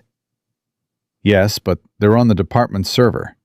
If Gaines classified the file, then your contact needs to copy them before tomorrow morning.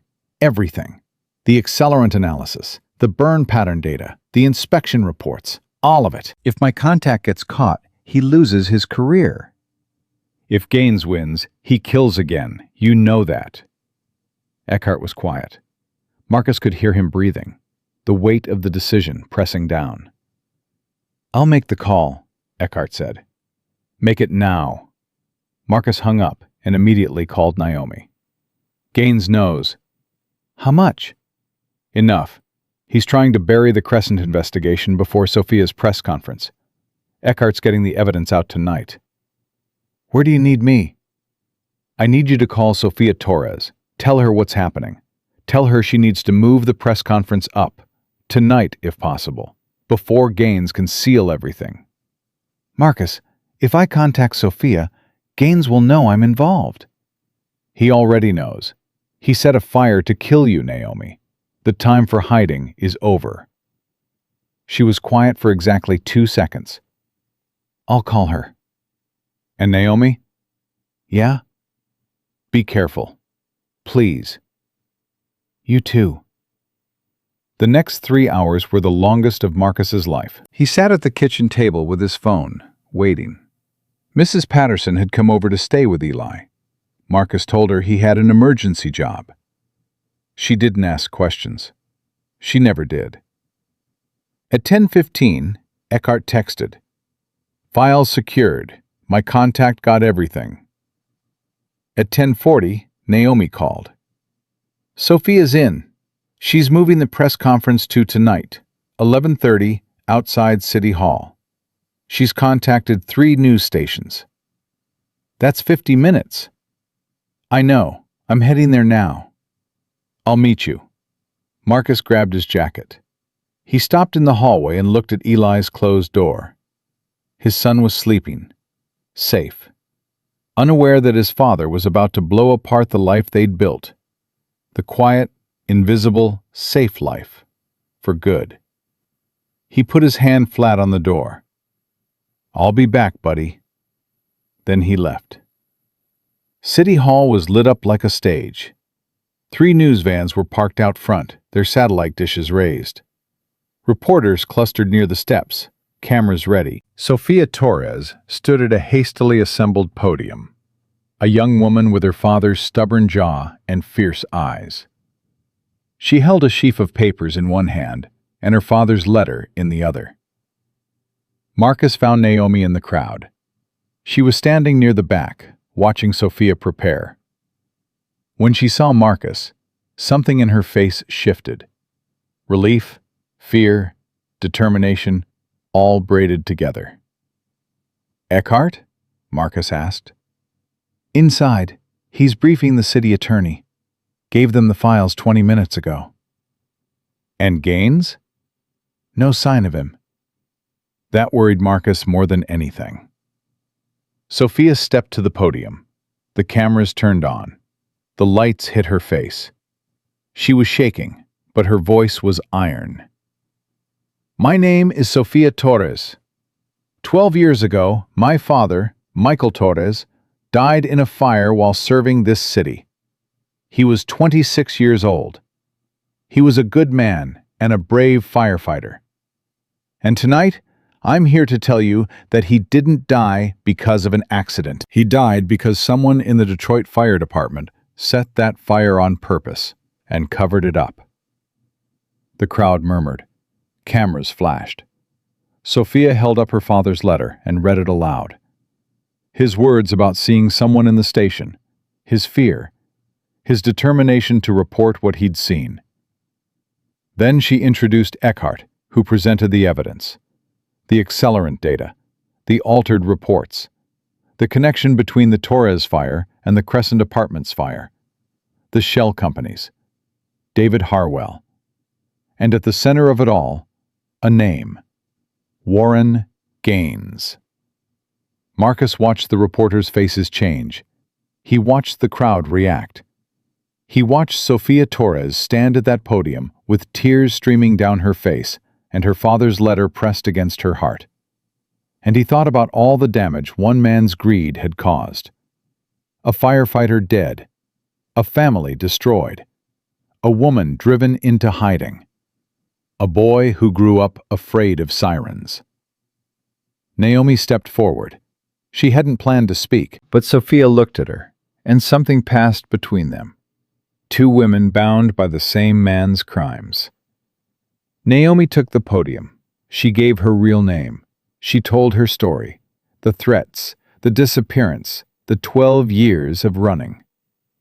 Marcus watched her, this woman he had loved and lost, and was still figuring out how to love again. And he saw something he hadn't seen before. She wasn't shaking.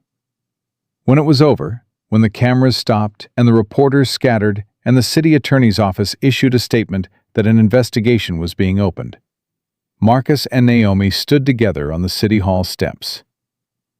"It's done," she said. "Not yet, but it started." Naomi looked at him. "What now?" Marcus took her hand. She gripped it hard. "Now we go home," he said. "And tomorrow we tell our son the truth." Naomi's breath hitched. "All of it?" "The parts he can carry. We'll help him with the rest." They walked to the truck together. The city was quiet around them. That strange, held-breath quiet that comes after something breaks open. Marcus opened the passenger door for Naomi. She stopped and looked at him. "I never stopped being your wife," she said. "Even when I was someone else. Even when I thought you were gone. I never took the ring off. I just wore it on a chain around my neck so no one could see." She reached into her collar and pulled out a thin gold chain. On it hung a simple band, scratched, worn. 12 years of being held close to her heart. Marcus stared at it, his throat closed. "I have mine too," he said. "In the box. With the badge." Naomi's eyes filled. "Quite a pair, aren't we? Holding on to things we told ourselves we'd let go?" "Maybe that's why we couldn't." He drove her home. They didn't speak much. They didn't need to. The silence between them had changed. It was no longer the silence of absence, but the silence of two people who finally had nothing left to hide. When Marcus got home, he checked on Eli. The boy was sleeping, his arm thrown over his pillow. Marcus knelt beside the bed and watched him breathe. Tomorrow would be the hardest conversation of Marcus's life. Harder than the fire. Harder than the years alone. He would sit his son down and tell him that the woman who came on Saturdays, the woman who built spaceships and knew about submarine volcanoes, the woman who looked at him with sad eyes, was his mother. And Marcus would have to trust that the boy he'd raised, this brave, gentle, terrified, extraordinary boy, was strong enough to carry it. He reached out and smoothed Eli's hair. "Your mom's coming home, buddy," he whispered. "For real this time." Eli stirred in his sleep. His small hand reached out and found Marcus's wrist and held on. Marcus made breakfast the next morning the same way he always did. Scrambled eggs, toast, orange juice. He set the table for two and waited for Eli to wake up. But this time, his hands wouldn't stop moving. He rearranged the silverware. He wiped the counter twice. He poured coffee, forgot about it, poured another cup. The apartment was quiet except for the hum of the refrigerator and the sound of Marcus's heart pounding so hard he was sure the neighbors could hear it. He'd rehearsed the conversation in his head 100 times during the night. Every version sounded wrong. Too much, too little, too clinical, too emotional. How do you tell a 7-year-old that the person he's been building spaceships with on Saturday afternoons is the mother who left before he could open his eyes? Eli appeared at 7:15, pajamas wrinkled, hair sticking up on one side. He climbed into his chair and reached for the orange juice. "No school today?" he asked. "Not yet. I wanted to talk to you about something first." Eli looked up. Something in Marcus's voice must have registered, because the boy set down the glass and folded his hands in his lap. Waiting, patient. The way he always was when he sensed his father was carrying something heavy. "Is it bad?" Eli asked. "No, buddy, it's not bad. It's just big. Okay. Marcus sat down across from his son. He looked at those dark eyes, Naomi's eyes, and felt the words stack up in his throat like traffic. You remember a few weeks ago, when you asked me about your mom? You said maybe she got lost and was trying to find her way back. Eli nodded slowly. You were right, Eli. She did get lost. A long time ago, before you were even old enough to remember, something happened that scared her. She thought the only way to keep us safe was to go away. She didn't want to leave. She didn't leave because of you or because of me. She left because she believed, in her heart, that if she stayed, bad people would hurt us. Eli's forehead creased. Bad people? There was a man who did something very wrong. And your mom was the only person who could prove it. He told her that if she didn't disappear, he'd hurt our family. So she left. She changed her name. She moved far away. And she spent a very long time trying to find us again. Did she find us? Marcus's throat tightened. I found her first, buddy. Eli stared at him. The boy's mind was working. Marcus could see it, the way his eyes moved, processing, connecting. The fire, Eli said. The lady you saved. Marcus nodded. That's her? Yeah. Naomi? Marcus couldn't speak for a moment. He pressed his lips together and nodded again. Eli sat very still. His hands were still folded in his lap. His eggs were getting cold. The apartment was so quiet, Marcus could hear the clock on the wall ticking. She's my mom, Eli said. Not a question, a statement, as if he were testing the weight of the words in his mouth. She is. She's been coming here, on Saturdays, building stuff with me. She has. And you knew, the whole time. I wanted to make sure you were ready, Eli. I wanted to make sure she was safe, that you were safe. Eli's lower lip trembled, just barely. Does she know I'm scared of fire trucks? She knows, and she's been trying to help you not be scared anymore. All those drawings, the fire safety talks, the stories about the brave people who run toward the fire. That was her way of trying to reach you without pushing too hard. The boy was quiet. Marcus watched him, his chest aching, waiting for the tears, the anger, the confusion, whatever 7-year-old version of grief was about to surface. But Eli didn't cry. He looked down at his hands. Then he looked up. Is she going to leave again? The question hit Marcus like a freight train. Because it was the same question he'd been asking himself for weeks. The same question he'd been afraid to answer. No, Marcus said. And he meant it in a way he hadn't meant anything in 12 years. She's not going anywhere. Not this time. How do you know? Because I won't let her, and because she's been fighting to get back to you since the day she left. She just didn't know how to find you. Eli thought about this for a long time. Then he pushed back his chair, walked around the table, and climbed into Marcus's lap.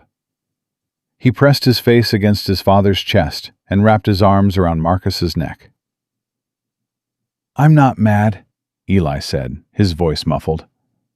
I just want to see her. Marcus held his son and closed his eyes.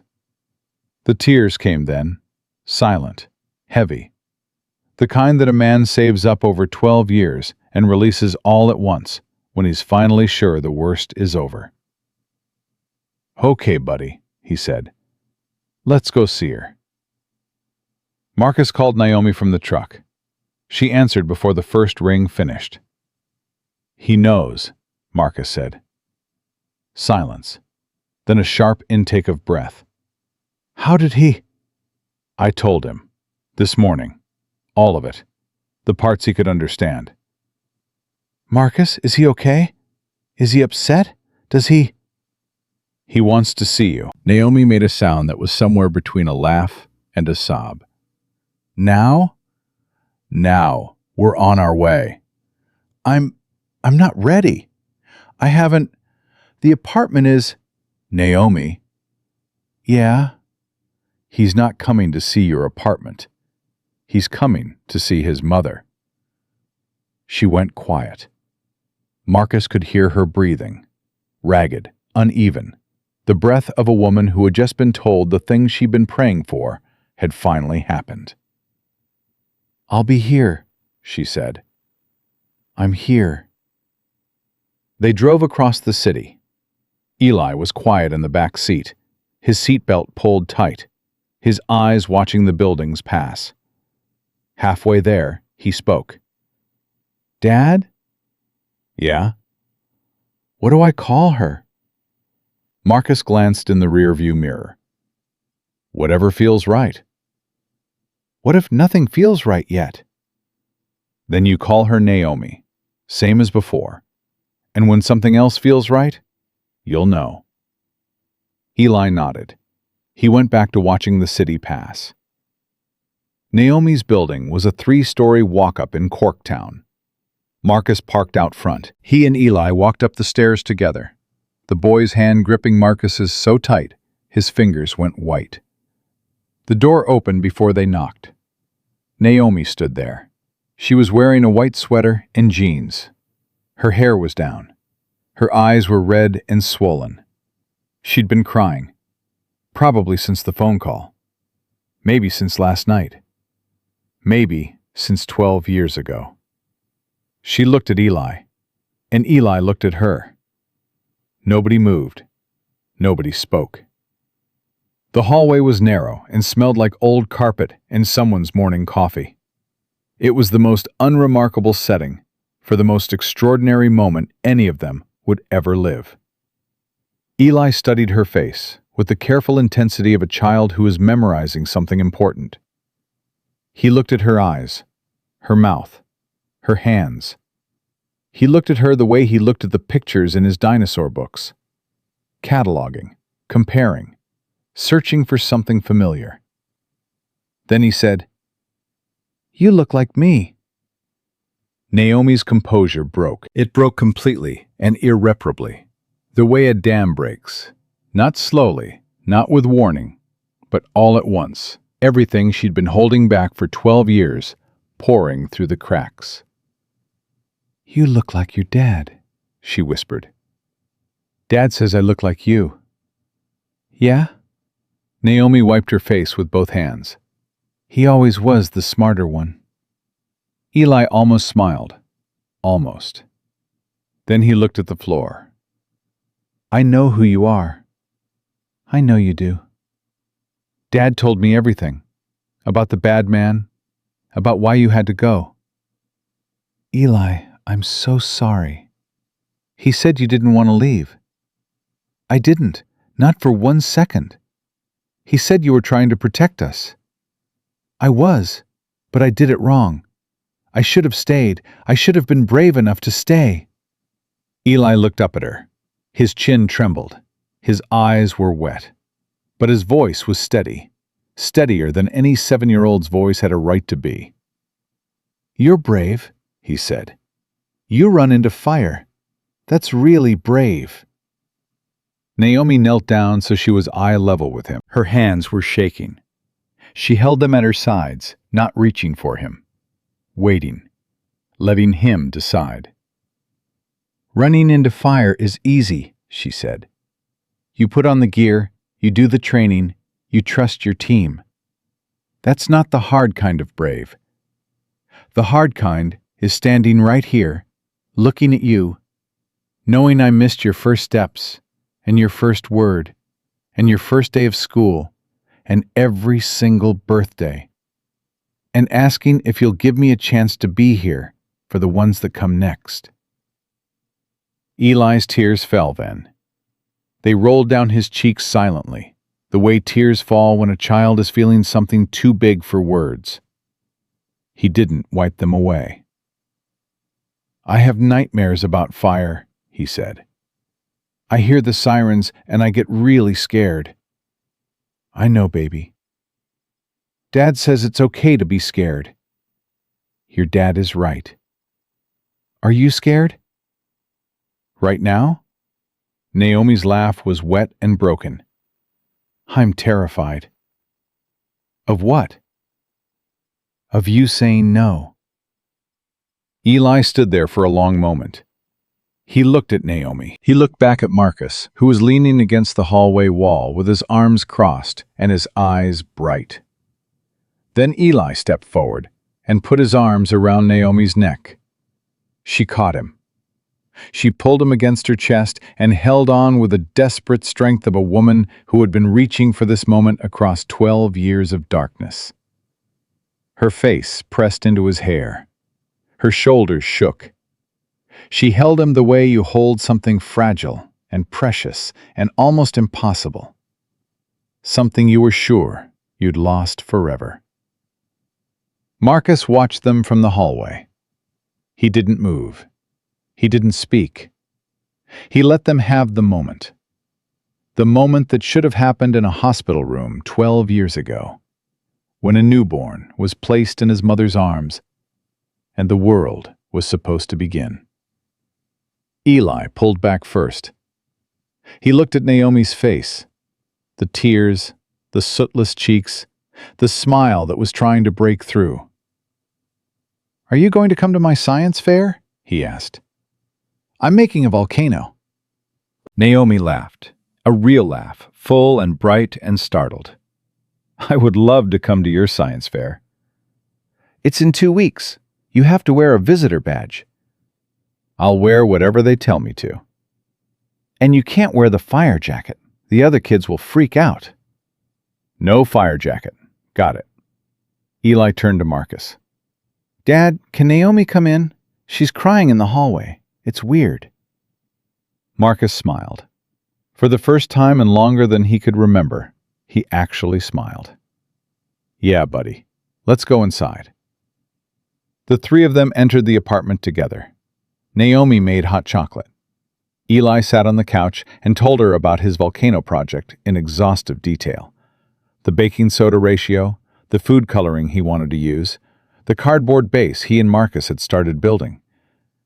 Naomi listened to every word like it was the most important thing she'd ever heard. Marcus sat in the kitchen and watched them. He didn't join the conversation. He didn't need to. He was watching something rebuild. Not finished, not whole, but started. A foundation being poured where there had been nothing but rubble. His phone buzzed. A text from Eckhart. "Gaines was arrested this morning. City attorney moved fast. Arson charges, obstruction, second-degree murder for the Torres fire. The accelerant evidence held. His brother-in-law is cooperating.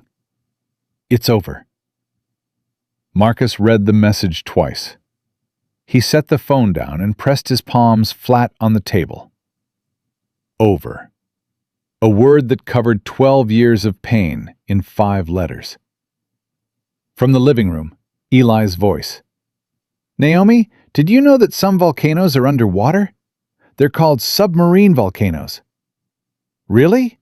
That's incredible." "Yeah, and when they erupt, sometimes they make new islands. Like whole islands, from nothing." Marcus closed his eyes. Whole islands, from nothing. His son didn't know it, but he'd just described exactly what was happening in this apartment. That evening, after Eli had fallen asleep on Naomi's couch and Marcus had carried him to the truck, Naomi walked them out. She stood in the doorway, hugging herself against the cold. "Marcus?" He turned.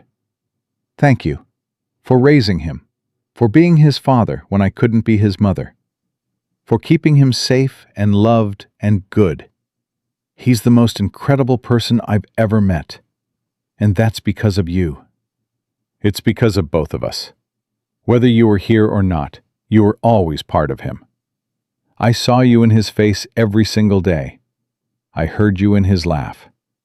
He got the best parts of both of us, and no amount of distance could change that." Naomi leaned against the doorframe. "What happens now?" Now, we take it one day at a time. We don't rush. We don't pretend 12 years didn't happen. We let Eli lead. We show up, every day, no matter what. And us? Marcus looked at her. The streetlight caught the chain around her neck, the one with the wedding ring she'd never taken off. He reached into his jacket pocket and pulled out his own ring.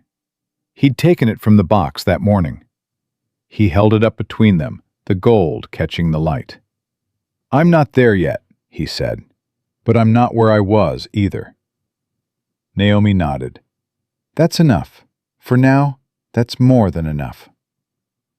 Marcus put the ring in his pocket. "Good night, Naomi." "Good night, Marcus." He drove home. Eli slept in the back seat, breathing softly. The city passed in streaks of light and shadow. Marcus drove the speed limit. He used his turn signals. He stopped at every red light. A man who had learned that the fastest way home was the steady way. The weeks that followed moved in a rhythm that Marcus hadn't known since before Eli was born. Naomi came for dinner on Tuesdays and Saturdays. She helped Eli finish the volcano, a magnificent construction of cardboard, papier-mâché, and an alarming amount of red food coloring. She read him bedtime stories. She listened to his theories about why Pluto should still be a planet. She was patient. She was present. She was there. Eli didn't call her mom right away. He called her Naomi for weeks. Then, one evening over spaghetti, the Tuesday spaghetti that had become their tradition, he said it without thinking. "Mom, can you pass the Parmesan?" The table went silent. Eli froze, his hand outstretched, realizing what he'd said. Naomi froze, the Parmesan halfway across the table. Marcus froze, a forkful of pasta suspended in midair. I didn't," Eli started. "Here you go, baby," Naomi said, and handed him the cheese. Her hand was shaking. Her eyes were glassy. But her voice was steady and warm and exactly what a mother's voice should sound like. Eli took the Parmesan. He sprinkled it on his spaghetti. And just like that, the word became real. After dinner, while Eli was in the bath, Naomi stood at the kitchen sink washing dishes. Marcus came up the cider and picked up a towel. "You don't have to," she started. "I know." He dried a plate, set it in the rack. "He called you Mom." Naomi's hands stilled in the water. "He did." "How'd that feel?" She was quiet for a long time. A tear slid down her cheek and dropped into the dishwater. "Like 12 years of drowning, and someone finally pulled me to the surface." Marcus dried another plate. "I filed the paperwork at the courthouse today." Naomi turned to look at him. "What paperwork?" "To reinstate your legal name, Naomi Webb, and to add you back to Eli's records. Birth certificate, emergency contacts, school file, all of it." Naomi's hands came out of the water. She gripped the edge of the sink. "Marcus." "You're his mother. It should say so somewhere." She covered her face with wet hands and cried. Marcus put his arm around her and held her while the faucet ran and the dishes sat half-finished and their son splashed in the bathtub down the hall, singing a song about submarines. Marcus returned to the fire department in January, not as a firefighter, as a training instructor. Eckhart had recommended him. The department was rebuilding after the Gaines scandal, and they needed people they could trust. People who understood fire. People who could teach the next generation to be better than the last. Marcus stood in front of his first class of recruits, 12 young men and women, half of them black, most of them from neighborhoods like his, and looked at their faces. Eager, nervous, ready. "My name is Marcus Webb," he said. "I'm going to teach you how to read fire, how to move through it, how to stay alive when everything around you is designed to kill you." Some of you will be good at this. Some of you will be great. And some of you will learn that the hardest part of this job isn't the fire. It's what you carry when the fire's out. He taught them everything he knew, the smoke patterns, the structural tells, the way heat moves through a building like a living thing. And sometimes, during drill exercises, Naomi would be there. Captain Webb again, her real name restored, her badge polished, her authority earned back through the hardest road imaginable.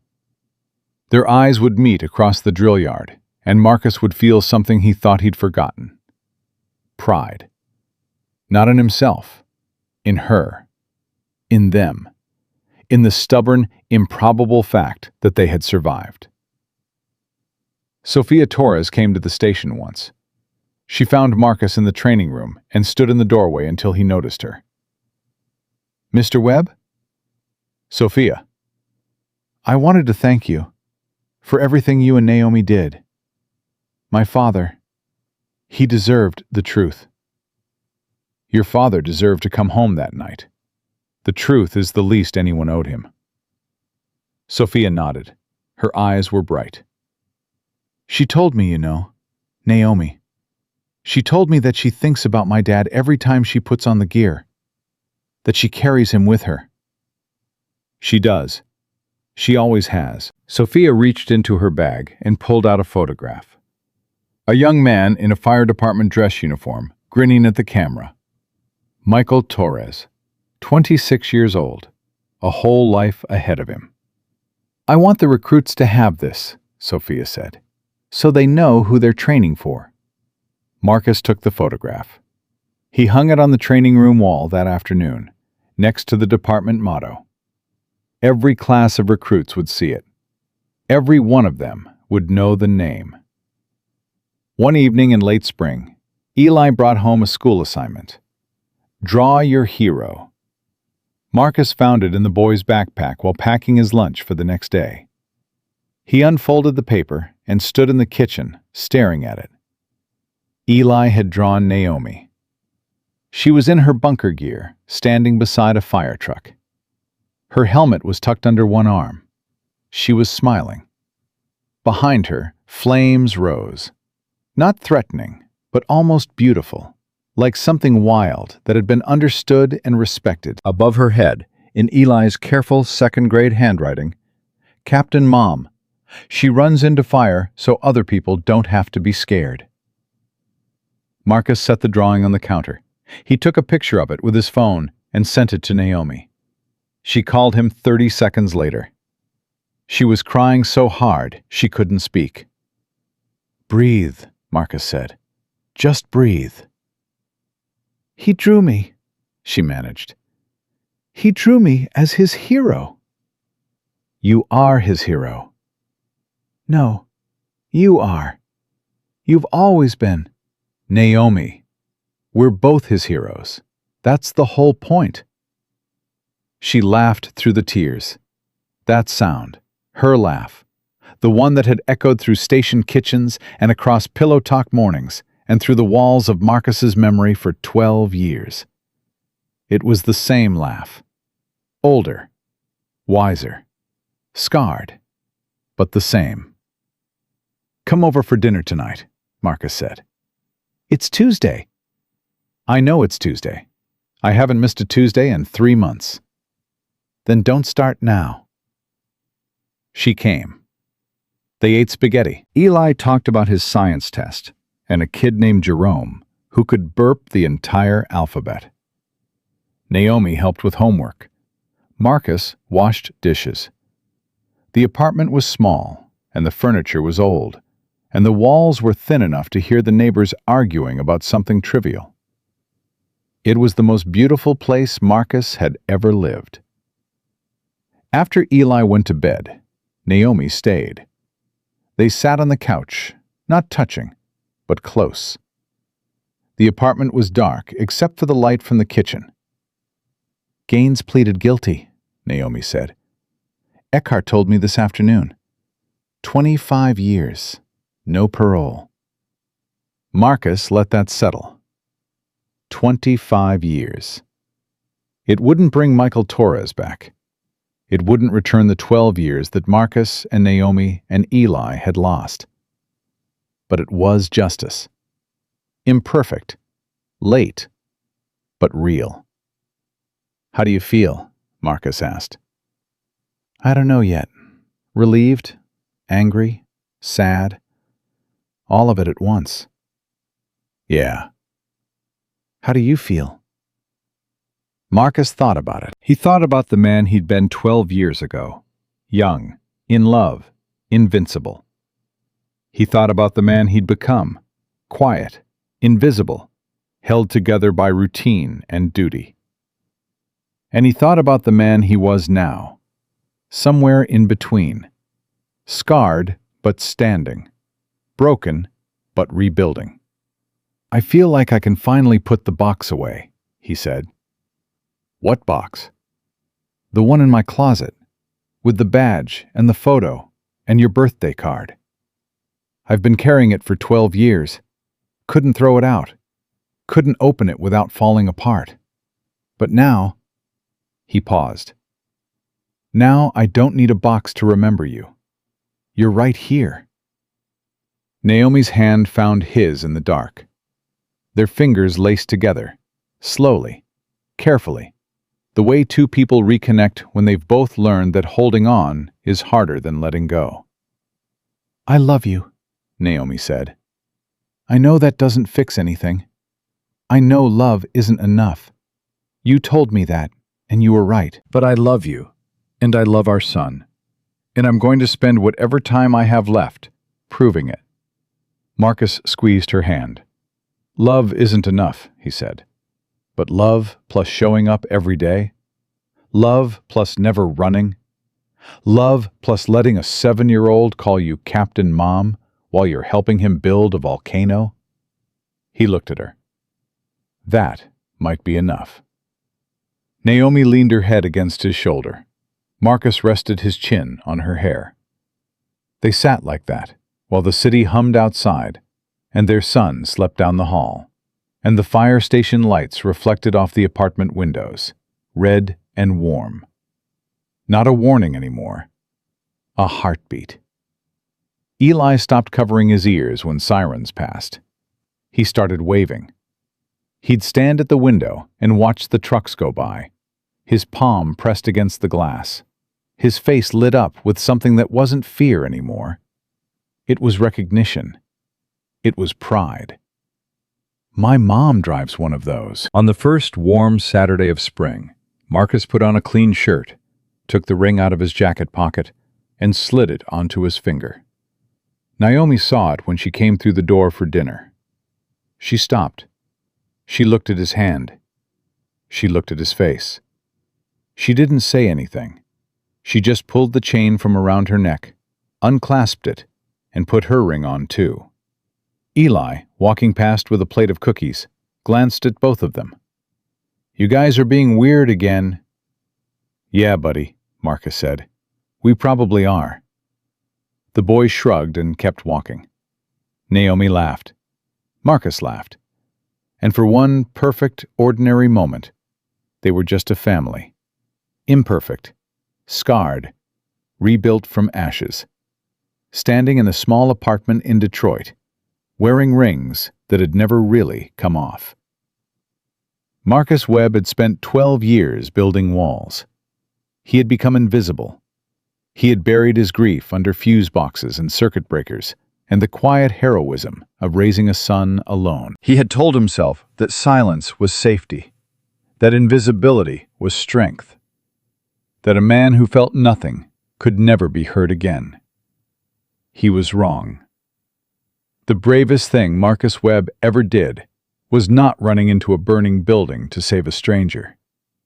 It was opening his door to the woman who broke his heart, kneeling beside his son to tell him the truth, and choosing, every single day, to believe that a family shattered by fire could be forged back together by something stronger. Not by love alone, by presence, by patience, by the stubborn, daily, unglamorous act of showing up. Marcus Webb was a firefighter, an electrician, a single father, and a man who learned that some rescues don't happen in 4 minutes. Some take 12 years. Some take a lifetime. And the ones worth having are the ones where you carry each other out.